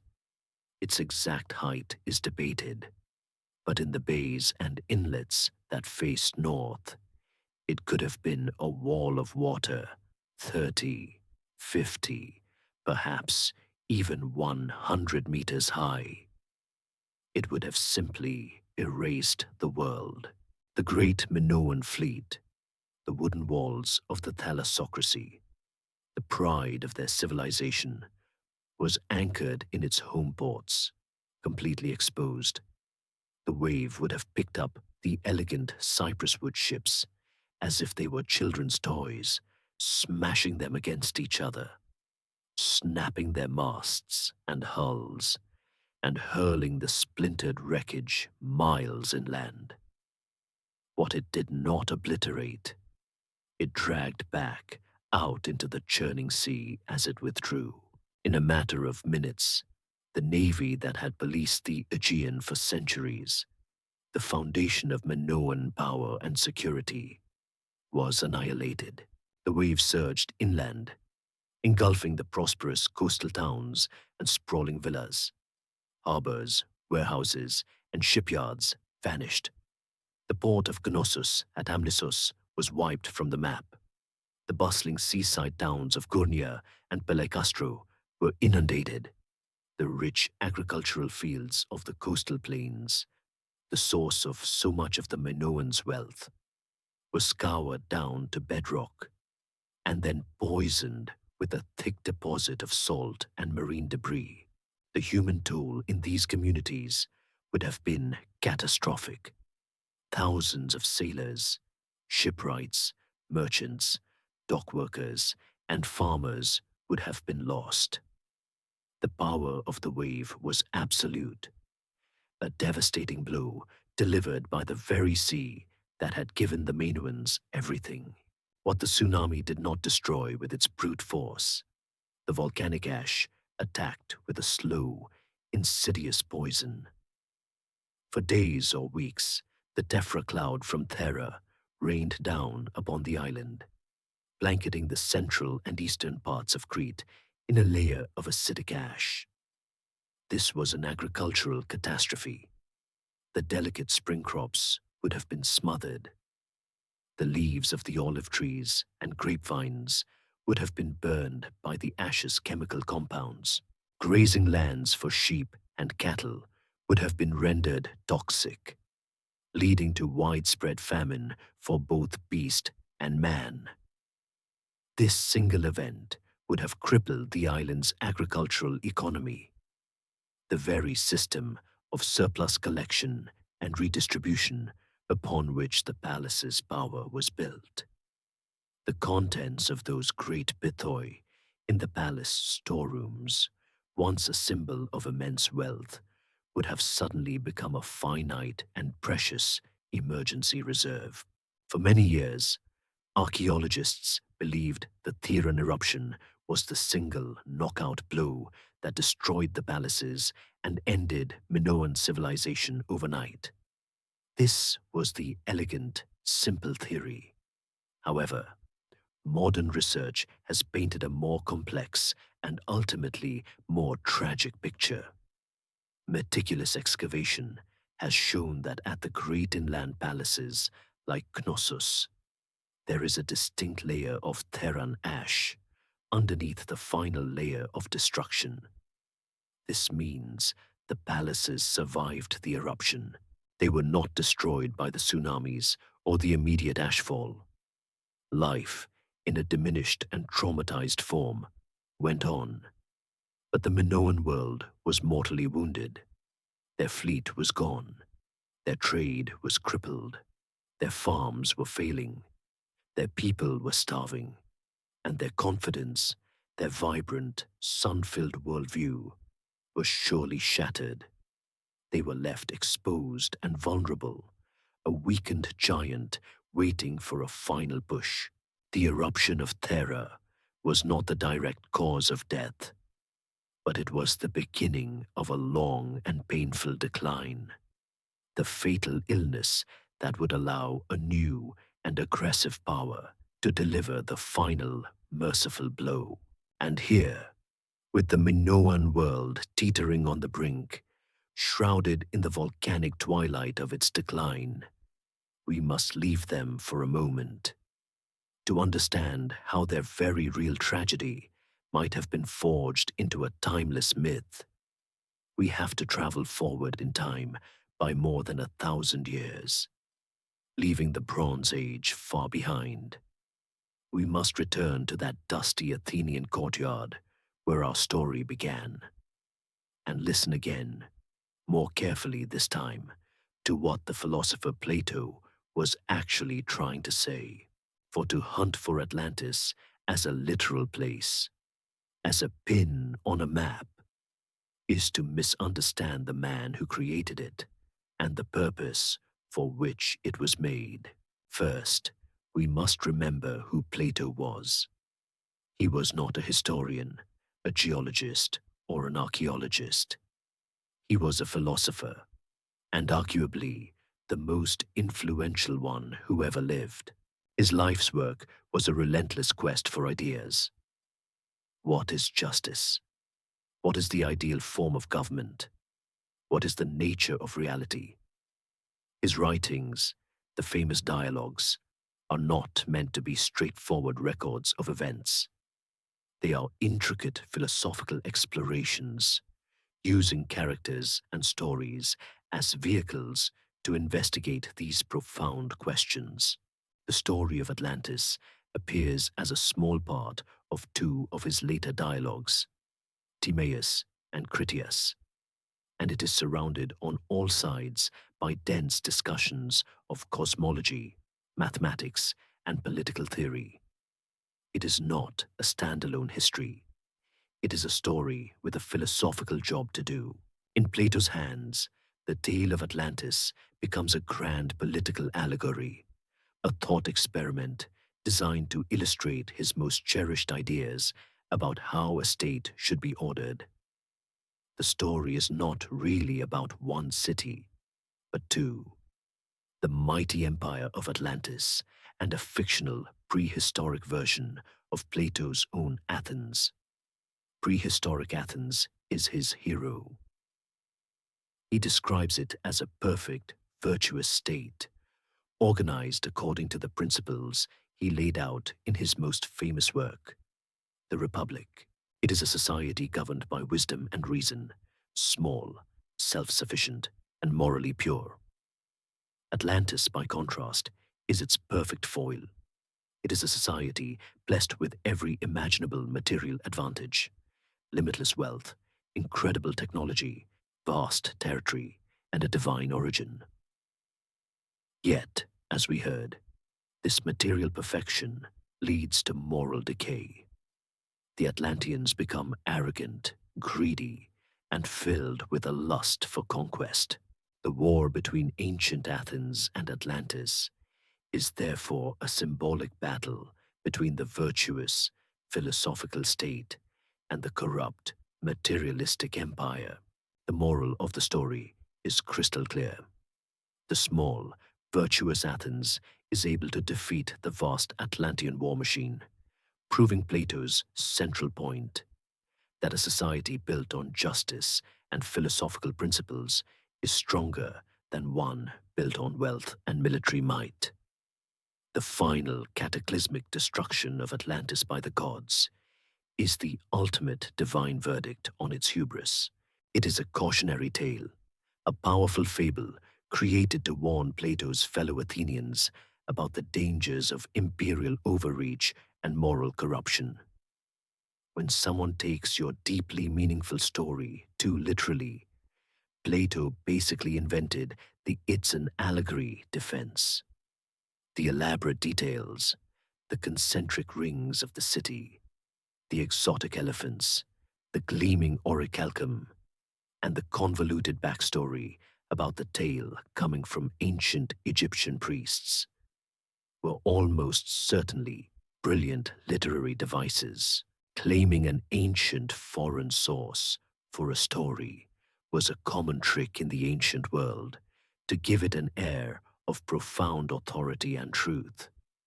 Those Egyptian priests were the ancient world's go-to source for an impressive sounding but completely unverifiable historical fact.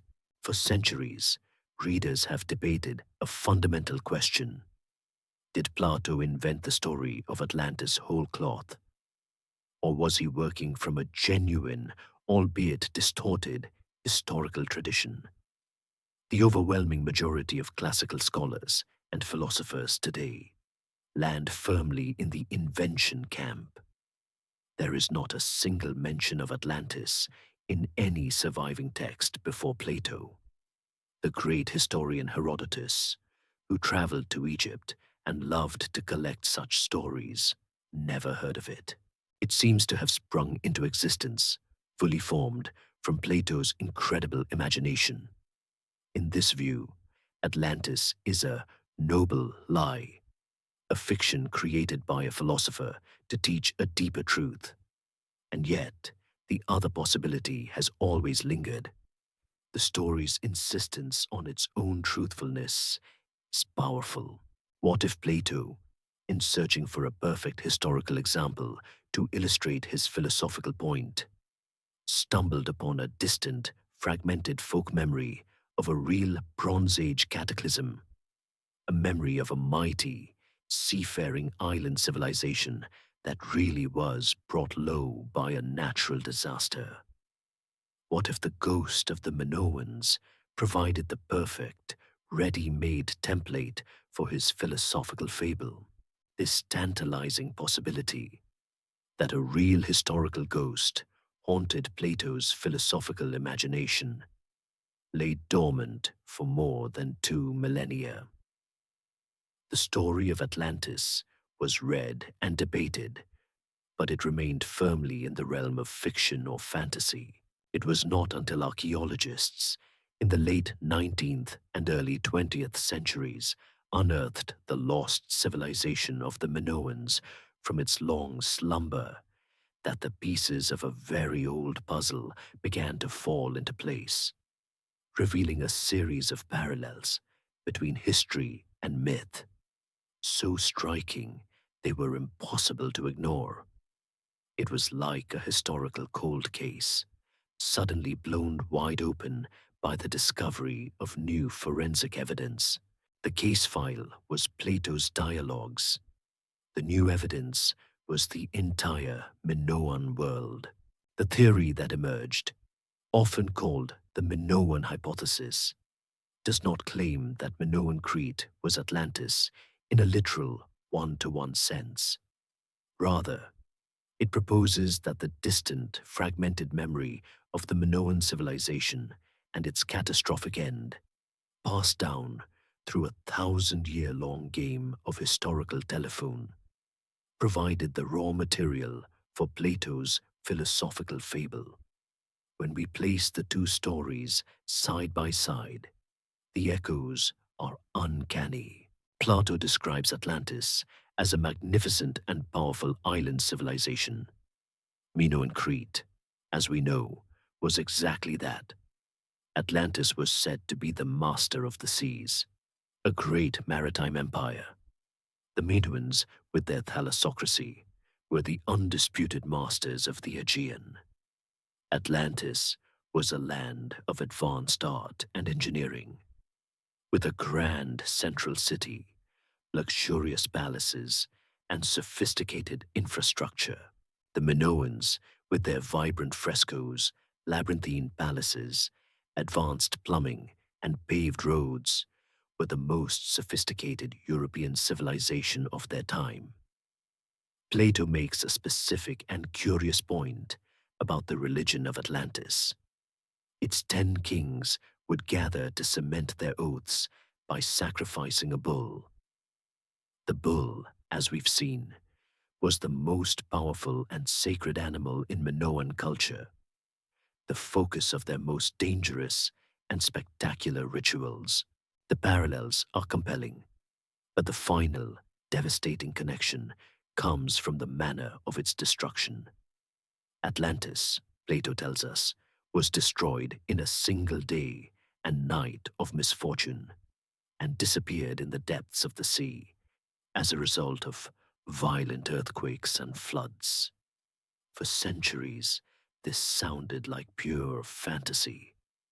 But now we know that the heart of the Minoan world was, in fact, shattered by a real cataclysm of unimaginable violence.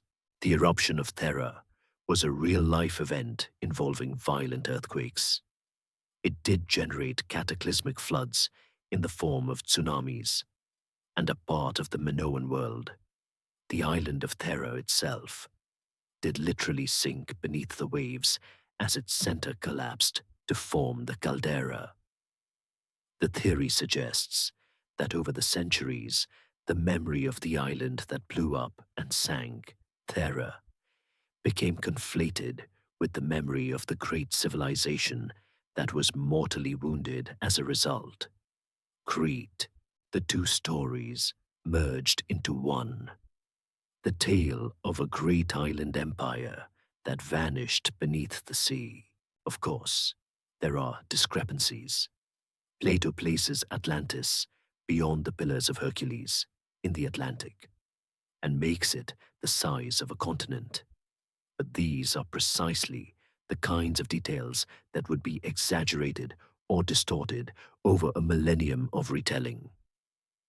A great empire across the sea could easily become a continent-sized empire in the great ocean to make the story more epic.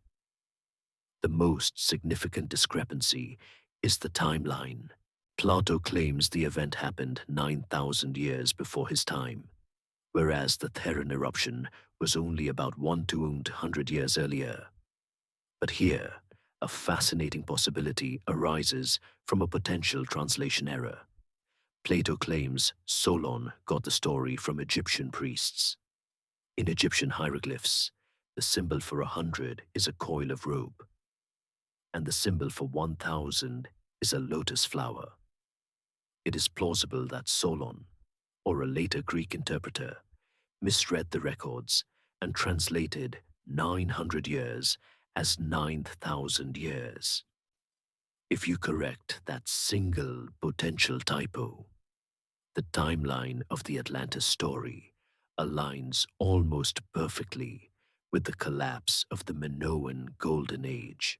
The Minoan hypothesis, while popular and incredibly compelling, is by no means universally accepted by mainstream historians and classicists, who rightly point out the lack of any mention of Atlantis before Plato. But whether Plato was consciously using a garbled historical tradition or simply possessed an incredible imagination that accidentally mirrored a real event, the fact remains. The story of the Minoans is the closest thing human history has ever offered to the myth of Atlantis. It is the story of a brilliant, seafaring island civilization, a culture of profound artistry and unique customs that was brought to its knees by a volcanic cataclysm of fire and water, leaving it vulnerable to its enemies and fading from memory for thousands of years. But while the legend of Atlantis speaks of a single dramatic end, the historical reality for the Minoan people was something slower and perhaps more tragic. Having survived the initial apocalyptic fury of the volcano, they were left to navigate a broken world, their golden age now just a fading, sun-drenched memory. They did not sink beneath the waves in a single night. Rather, they began a long, slow slide into a twilight from which they would never emerge. For the next several generations, perhaps a century or more, Minoan civilization was a society in a state of profound shock. Its fundamental pillars, sea power, economic prosperity, and religious confidence, cracked beyond repair. The immediate consequences of the eruption, as we saw, were devastating, but the long-term effects were a slow-acting poison. With their fleet destroyed, the Minoans lost their iron grip on the Aegean sea lanes overnight. The Pax Minorca was over. Their trading partners in Egypt and the Levant, who had relied on the safe and regular passage of Minoan ships, would have now seen them as an unreliable, weakened partner. The flow of vital raw materials like copper, tin, and gold would have slowed to a trickle, starving the palace workshops. At the same time, the agricultural heartland of the island was crippled by the volcanic ash. Failed harvests and dying livestock would have led to widespread famine, putting immense pressure on the palace's meticulously managed reserves. The entire redistributive economy, the very basis of the palace's authority, would have been thrown into a desperate crisis. This economic and political shock was mirrored by a deep psychological one. Imagine the crisis of faith. The Minoan worldview, so evident in their joyful, nature-worshipping art, was predicated on a belief in a benevolent, predictable cosmos overseen by their great goddess. The eruption would have shattered that belief. The sun had vanished from the sky, the earth had shaken, and the sea had risen up to attack them. This was an event of such terrifying scale, it could only have been interpreted as a sign of divine abandonment or wrath. The authority of the ruling class of priestesses and priest-kings, whose power stemmed from their supposed ability to mediate with the gods and ensure their favor, would have been fatally undermined. We see hints of this in the art of the period that followed.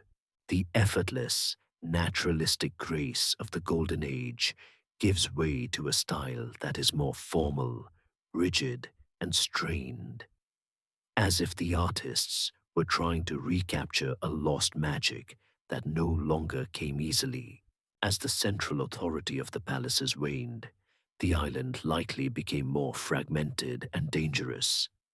Many of the luxurious, unfortified villas and country mansions that dotted the landscape during the Golden Age show signs of destruction and abandonment during this period, suggesting a breakdown of social order and the inability of the elite to protect their holdings. Historians debate the speed and nature of this decline. Was it a slow, century-long decay, or a more rapid collapse of authority in the decades immediately following the eruption? Either way, the Minoans were weakened, isolated, and losing their grip, and into this power vacuum, a new force was rising. On the Greek mainland, the ambitious warrior princes of a people we call the Mycenaeans were watching. For centuries, they had been the junior partners, the eager students of the more sophisticated Minoans. They had imported Minoan crafts, hired Minoan artists, and even adapted the Minoan linear A script to write their own early form of the Greek language. But they were a profoundly different people. Theirs was a society that celebrated the warrior, not the priestess. They built massive, fortified citadels, not open, airy palaces. They buried their kings in deep shaft graves with golden death masks, bronze armor, and shields, surrounded by a trove of weapons. Their art depicted soldiers in boar's tusk helmets, grimly marching off to war. While the Minoans never built walls, the Mycenaeans were masters of them. Now, with the Minoan fleet gone, the Aegean was an open playground for these aggressive and expansionist newcomers. The balance of power was shifting irrevocably. The aging, wounded champion of the Aegean was about to face a young and hungry challenger who had learned all of its best moves. The shadow looming over Crete did not linger on the horizon for long. The Mycenaean warlords of the Greek mainland, smelling opportunity and weakness across the water, were not content to simply watch the Minoan world crumble. For generations, they had been the apprentices. Now, they were ready for a hostile takeover. Sometime around the year 1450 BCE, roughly a century and a half after the Theran eruption, they made their move. They did not come to the wounded island as traders or admirers anymore. They came as its new masters. The archaeological record of this period tells a story not of natural disaster, but of a swift and violent changing of the guard. Across the island of Crete, from the palace at Zakros in the east to the town of Chania in the west, a new wave of fiery destruction is evident. But this destruction is strangely selective. The grandest prize of all, the sprawling palace of Knossos, is conspicuously spared the flames. This single fact speaks volumes. It rules out a peasant uprising or some internal civil war, which would have likely targeted the main symbol of power. Instead, it points directly to a foreign intervention, a precise and strategic conquest. The newcomers destroyed all the other major centers of power on the island, eliminating any potential rivals, and then stepped into the undamaged halls of Knossos to establish it as the headquarters for their new administration. Historians still argue whether this was a full-scale military invasion, a more gradual infiltration of mercenaries and merchants culminating in a swift palace coup, or perhaps even an invitation by a weakened faction at Knossos seeking mainland muscle to help them control the rest of a restless island. Whatever the exact mechanism, the result was the same. The age of Minoan independence was over. For the first time in its long history, Crete was ruled by foreigners. One can imagine the scene. Tall, bearded warriors from the mainland, clad in bronze plate and intimidating boar's tusk helmets, now striding through the frescoed corridors where priestesses and bull leapers once walked. Upon arrival, their first question in the palace was probably, "So, where's the armory?" These were the people who would later be immortalized in the epic poems of Homer, the heroes of the Trojan War. They were a hard-headed, practical, and warlike society, organized into a series of kingdoms ruled by a king or monarchs from a heavily fortified citadel. Their gods were the early forms of the Olympian pantheon: Zeus, Poseidon, Hera.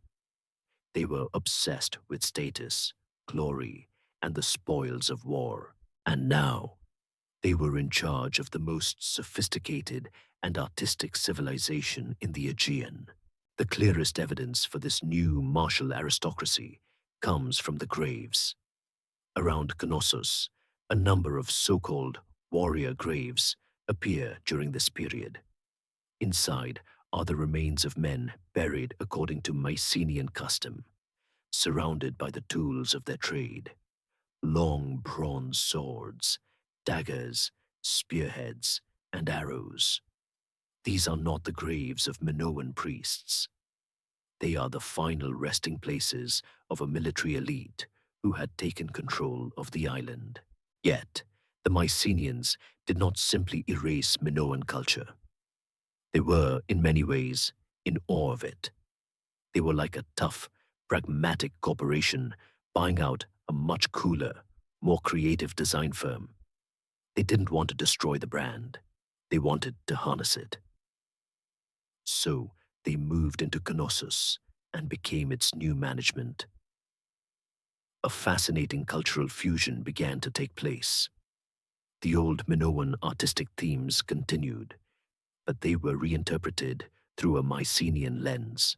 The art of this final palace period becomes more rigid, more formal, more symmetrical. The flowing, naturalistic scenes of the past are replaced by more static and ceremonial ones. The famous throne room at Knossos, with its griffin frescoes, may even have been constructed during this period. A Mycenaean king adopting and adapting Minoan religious symbols to legitimize his rule. The local Minoan artists were likely still employed, but now they had to cater to the tastes of their new bosses. One can almost hear the conversation. No, no, fewer leaping dolphins, more processional lions, and make sure they're perfectly aligned. The result was a unique hybrid style, a last fascinating chapter in the long story of Cretan art, where Minoan grace met Mycenaean severity, with the warrior graves filled and the hybrid frescoes drying on the walls. A new and very different era began at the Palace of Knossos. The vibrant, sea-gazing spirit of the Minoan Golden Age was now a memory. In its place was something more rigid, more centralized, and more pragmatic. The palace was no longer the sacred heart of a maritime civilization, but the tightly controlled administrative headquarters of a foreign military elite.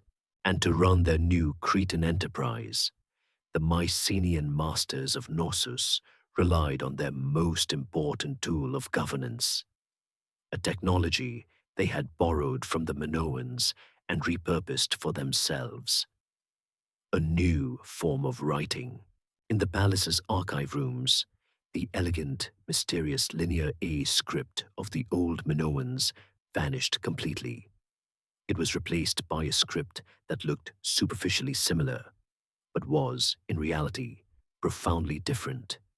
We call it Linear B. For decades after its discovery, the nature of the language it recorded was a complete mystery. Scholars fiercely debated whether it was Minoan, Hittite, or some other lost tongue, until a brilliant amateur architect and linguist named Michael Ventris finally cracked the code in 1952.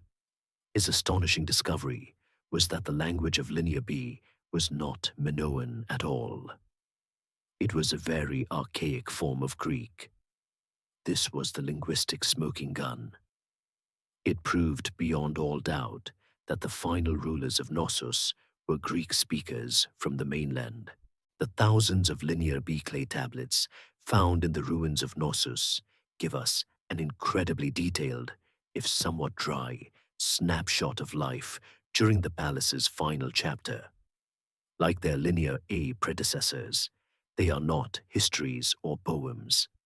They are the meticulous, day-to-day records of a vast and complex bureaucracy. They are lists, ledgers, and inventories, the work of ancient accountants who have become the unlikely heroes of history. Reading them is like hacking into the internal servers of a Bronze Age corporation, revealing a society obsessed with quotas, targets, and taxation. The world they describe is a far cry from the one depicted in the joyful frescoes of the earlier Minoan age. The Linear B tablets speak of a rigidly controlled command economy, geared towards supporting the needs of a military aristocracy. From these tablets, we learn that the Mycenaean lords of Knossos controlled a vast sheep ranching industry, with scribes keeping track of over 100,000 animals. They managed a massive textile industry with detailed records of female workers, their rations, and their production quotas for different types of cloth. They oversaw the production of perfumed olive oil, a valuable export, with recipes listing ingredients like coriander and cyperus. And tellingly, they managed an armaments industry. We have tablets that record allocations of bronze to smiths for the production of swords, spearheads, and most importantly, chariots. We find lists of chariot frames, wheels, and sets of armor, painting a clear picture of a society where military readiness was a top priority. The tablets also give us a glimpse of their religion. The great Minoan goddess is still present, but she is now joined by a host of new names, names that would become the core of the later Greek pantheon. The scribes at Knossos recorded offerings of honey and oil to Zeus, to Poseidon, to Hera, and to a female deity called Potnia, the mistress, who appears in a form that suggests she is the lady of the labyrinth herself. It is a pantheon in transition, a blending of old Cretan beliefs with the new gods of the mainland conquerors. The society that emerges from these records is a two-tiered one, a small, Greek-speaking elite managing the palace and its industries, ruling over a much larger and now subjugated native Minoan-speaking population. We know how many chariot wheels a smith was tasked to make, but we can never know what he truly thought about his new Mycenaean boss. For about 75 years, from roughly 1450 to 1375 BCE, this final hybrid culture persisted at Knossos. The palace was still a place of immense wealth and power, but its creative soul had departed. It was an administrative machine, humming along efficiently, its grand halls now offices for a foreign power, its storerooms, warehouses in a military supply chain, its original purpose hollowed out and repurposed, waiting for one last, mysterious fire. For 3/4 of a century, the Mycenaean machine at Knossos hummed along, counting its sheep and building its chariots. The Grand Palace, a living museum of Minoan artistry, continued to function as the efficient, if uninspired, administrative heart of a new Cretan kingdom. The hybrid culture, a blend of mainland austerity and island grace, seemed stable. And then, sometime around the year 1375 BCE, the machine sputtered, broke, and went silent for good. A great and terrible fire, the last of many to scar its long history, ripped through the labyrinthine corridors. But this time, there would be no heroic rebuilding, no defiant rebirth. The flames that consumed Knossos on that day marked the definitive, irreversible end of palatial civilization on Crete, and the final closing of the book on Europe's first great civilization. The archaeological evidence is stark and unambiguous. Across the vast complex, from the formal West Wing to the residential quarters in the east, a thick layer of ash, charred timber, and collapsed masonry tells the story of a ferocious conflagration. The mighty cypress wood columns that had supported the ceilings for centuries finally gave way, bringing the upper floors crashing down in a fiery avalanche.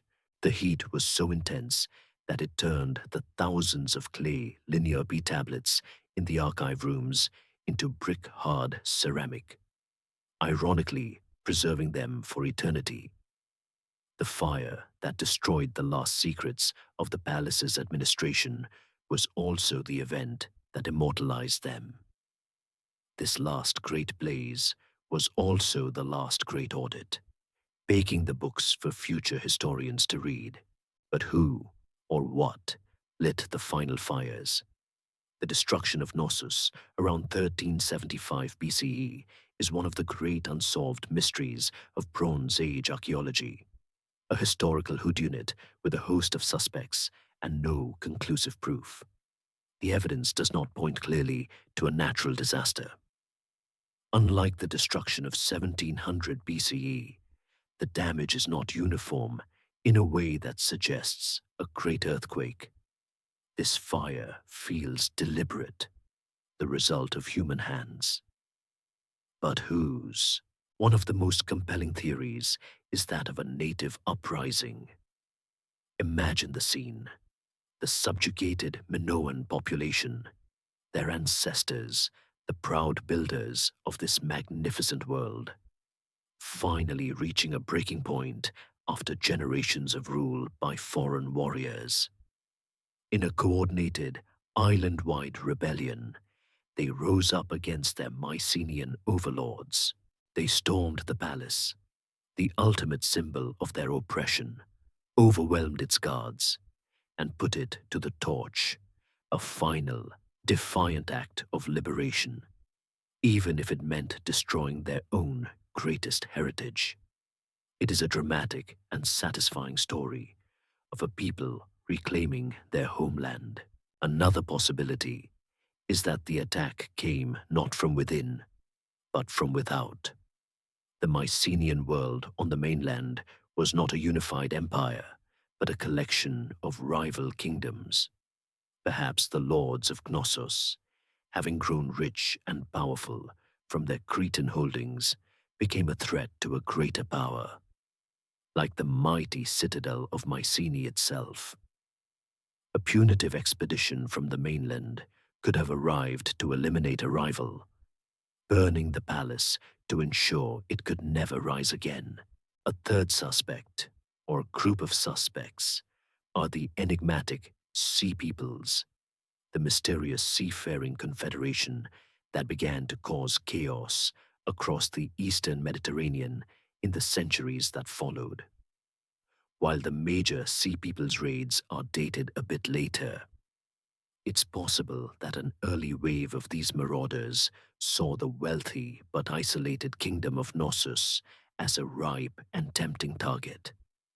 Finally, there is the most mundane, yet always plausible explanation: a catastrophic accident in a sprawling, complex building filled with timber supports, textiles, and vast storerooms of highly flammable olive oil. A simple cooking fire or an overturned lamp could have easily gotten out of control, sparking a blaze that the inhabitants were unable to contain. Whatever the cause, rebellion, invasion, or accident, the outcome was absolute.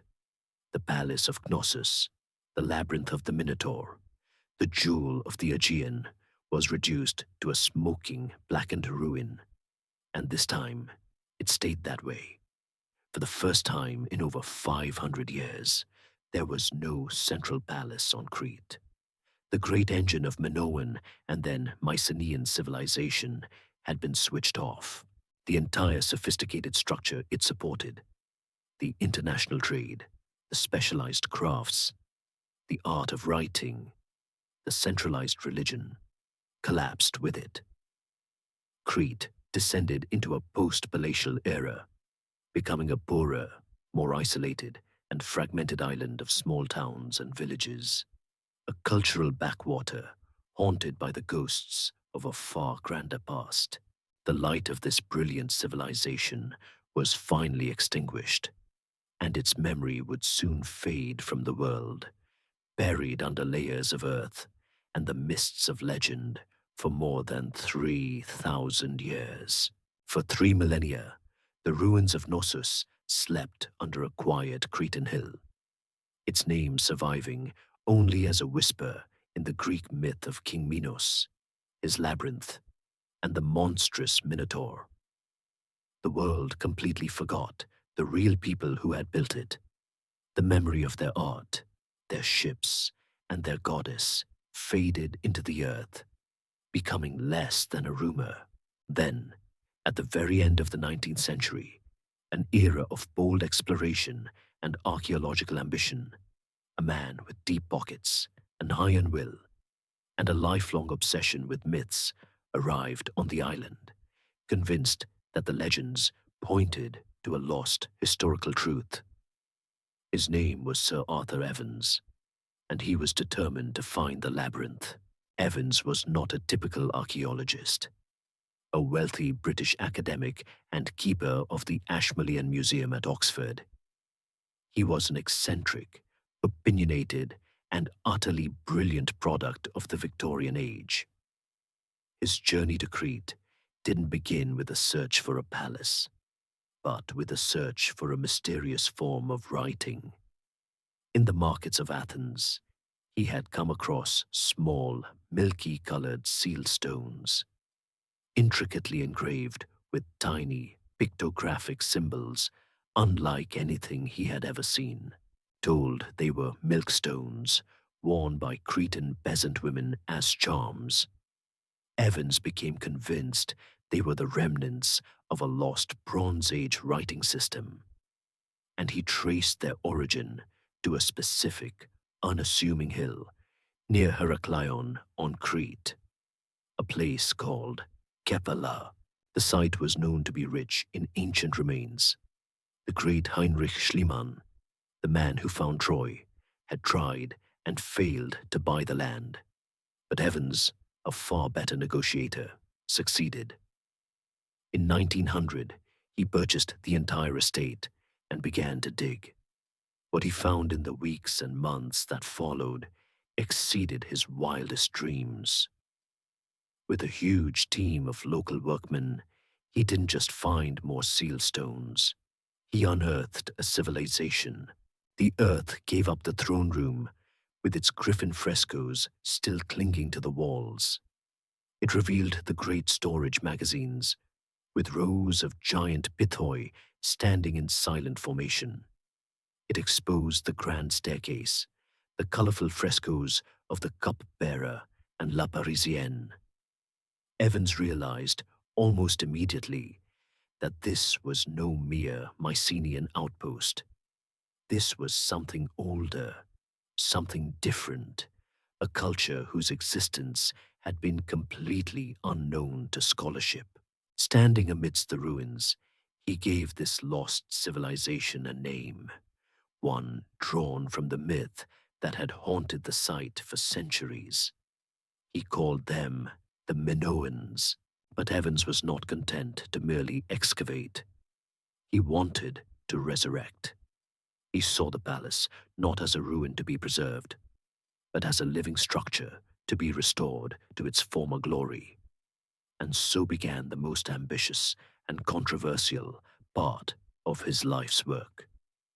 Using the then modern marvel of reinforced concrete, Evans began to rebuild large sections of the palace, according to his own interpretations. He re-erected the iconic red and black tapered columns. He built new roofs and entire upper stories. He hired artists to take the smallest fragments of fallen plaster and recreate entire fresco scenes, often with a great deal of creative license. The Palace of Knossos that millions of tourists visit today is, in large part, the vision of Sir Arthur Evans. This practice has made him a deeply divisive figure. Sir Arthur Evans's reconstructions are one of the most fiercely debated topics in archaeology. His defenders argue that his concrete interventions saved the fragile mud brick and gypsum remains from dissolving in the Cretan rain, and that they provide visitors with a vivid, three-dimensional understanding of the palace that a bare foundation plan never could. His critics, however, argue that he went too far, creating a romanticized, Bronze Age Disneyland based on speculation. They see his work less as archaeology and more as interpretive concrete art. They point to his famous reconstruction of the Prince of the Lilies from a few disconnected fragments as a prime example of him imposing his own Edwardian ideals of a graceful priest-king onto the evidence. Controversial or not, Evans's vision has profoundly shaped our understanding of the Minoans. It was he who championed the idea of a peaceful, nature-loving people, a thalassocracy ruled by priest-kings who presided over a joyful, matriarchal-leaning society. And while modern archaeology has since challenged and refined many of his specific interpretations, his grand achievement is undeniable.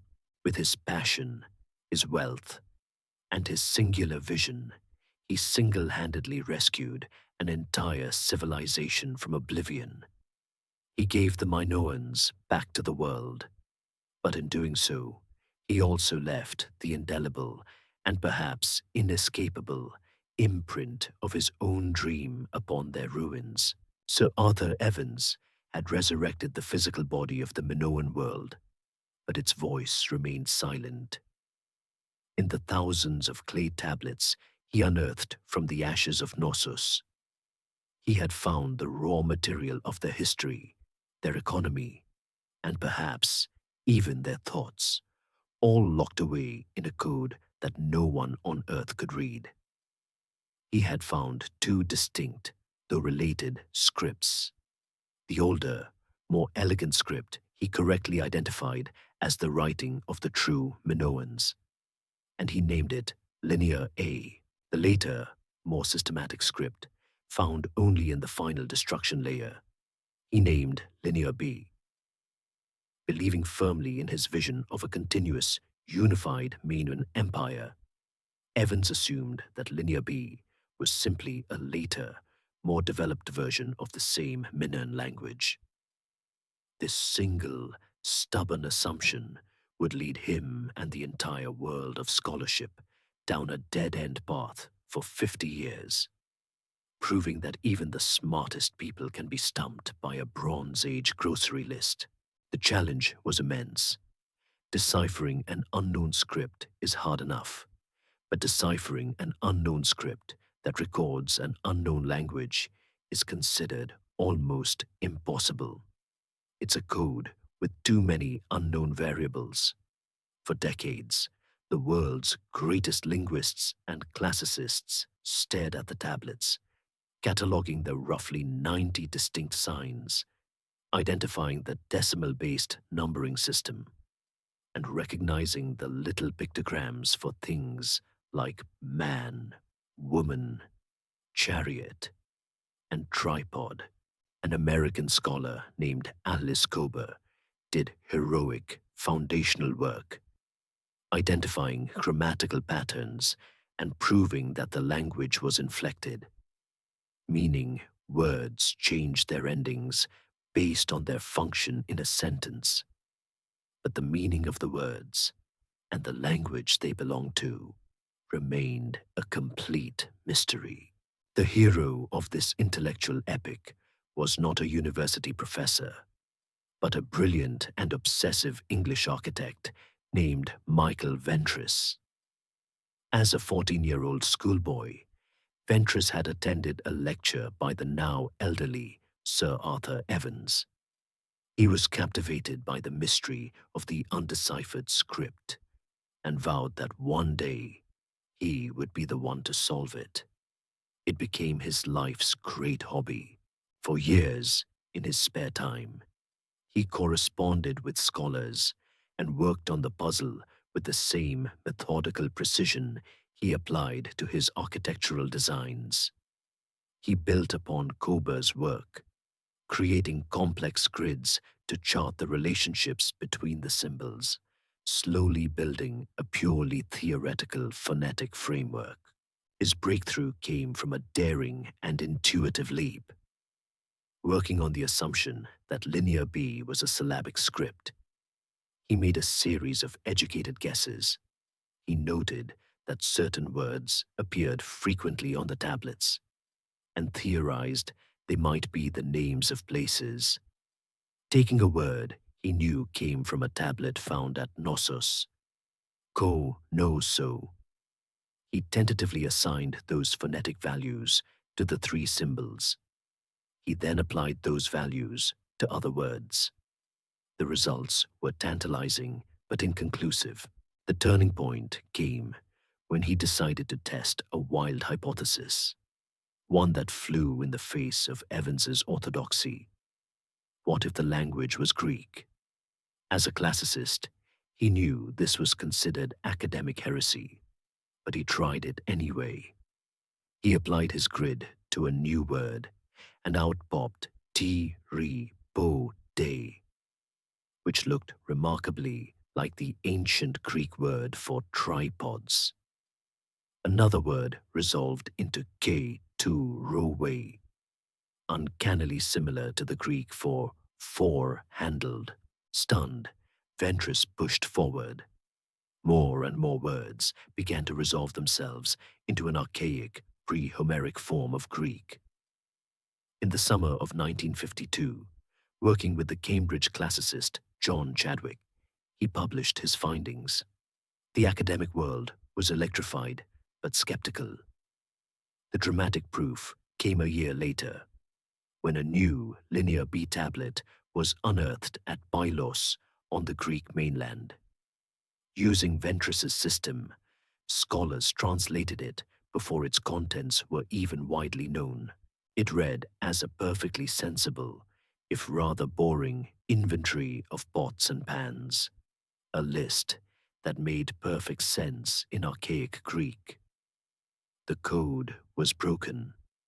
Michael Ventris, the ultimate hobbyist, had solved one of history's greatest puzzles. The decipherment of Linear B was a bombshell that completely rewrote the history of the late Bronze Age. It proved that the final rulers of Knossos were not Minoans, but Greek-speaking Mycenaeans. The conquerors had adapted the Minoan script to run their administration. But this triumph had a poignant flip side. Now knowing the phonetic values for the Linear B signs, scholars could apply them to the signs that were shared with the older, true Minoan script. Linear A. For the first time, we could sound out the language of Minos, and what we heard was nothing. The words that emerged, like kuro for total or kiro for deficit, belonged to no known language on earth. The voice of the Mycenaean conquerors is now as clear as their accounting ledgers, but the true voice of the Minoan people remains as silent and mysterious as the day Arthur Evans first brought their world back into the light. And so, the original Minoans remain beautifully, frustratingly silent. Their language is a ghost we can almost hear, but never understand, a collection of sounds without meaning. But it is perhaps this very silence, this great empty space in the historical record, that has allowed their story, transformed, magnified, and mythologized, to echo down through the millennia to us, carried in the vessel of the most powerful and enduring legend of a lost civilization ever told. The story of Atlantis. We have traveled a long way together. From a philosopher's courtyard in Athens, back to the Stone Age dawn of Crete, through the rise of the first palaces and the flourishing of a great maritime empire. We have walked the colorful, labyrinthine halls of Knossos in its golden age, and we have stood on the shores of Thera in the moments before it was torn apart by the rage of the earth. We have witnessed a real historical cataclysm, a moment of fire and water so profound it shattered a civilization and scarred the memory of the entire ancient world. And it is this event, this real trauma, that gives the myth of Atlantis its incredible, haunting power. The legend endures not just because it is a good story, but because, Unlike so many other myths, it has a plausible ghost. The enduring fascination with Atlantis speaks to something deep within us. It is the ultimate story of a lost golden age, tapping into a timeless human longing for a past that was better, purer, and more advanced than our own troubled present. It is also the ultimate cautionary tale, just as Plato intended, a timeless warning against the corrupting influence of power and wealth, a reminder that even the mightiest civilizations can be brought low by their own hubris. The myth has become a vast, empty canvas onto which we have projected our dreams of utopia, our fears of apocalypse, and our thirst for mystery and discovery, inspiring countless books, movies, and wild theories for centuries. The true legacy of the Minoan people, then, is a strange and beautiful paradox. Their direct historical legacy is that of Europe's first great civilization, a culture of profound artistry and sophistication that laid the commercial and cultural foundations upon which the later glories of Greece would be built. They were the brilliant pioneers, but their mythic legacy is perhaps even greater. By suffering such a spectacular and memorable collapse, they provided the raw material for a story that would far outlive their own memory. They are the archetypal lost civilization, the name that comes to mind whenever we speak of a paradise vanished beneath the waves. It is a strange fate for a people who left us no histories of their own, that they should become the main characters in one of the most famous, if misunderstood, stories ever told.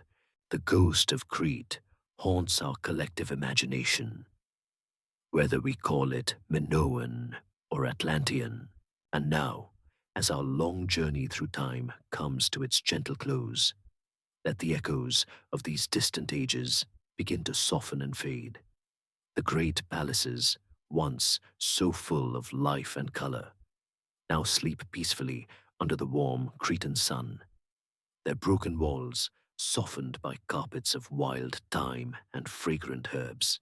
The sound of the bull leaper's desperate flight and the roar of the volcano have long since been replaced by the quiet hum of the cicadas in the olive groves and the gentle, rhythmic sigh of the Aegean Sea washing upon the shore. The great mysteries that remain, the silent script, the purpose of the serpent goddess, can be left for another time, their puzzles dissolving now into the simple, quiet reality of the coming night. Let the story of this lost world become a soft and distant landscape in your mind, a peaceful place to visit as you drift away from the present moment. There are no more startling discoveries to be made tonight, no more cataclysms to witness, only the deep and profound stillness that follows a long and satisfying tale.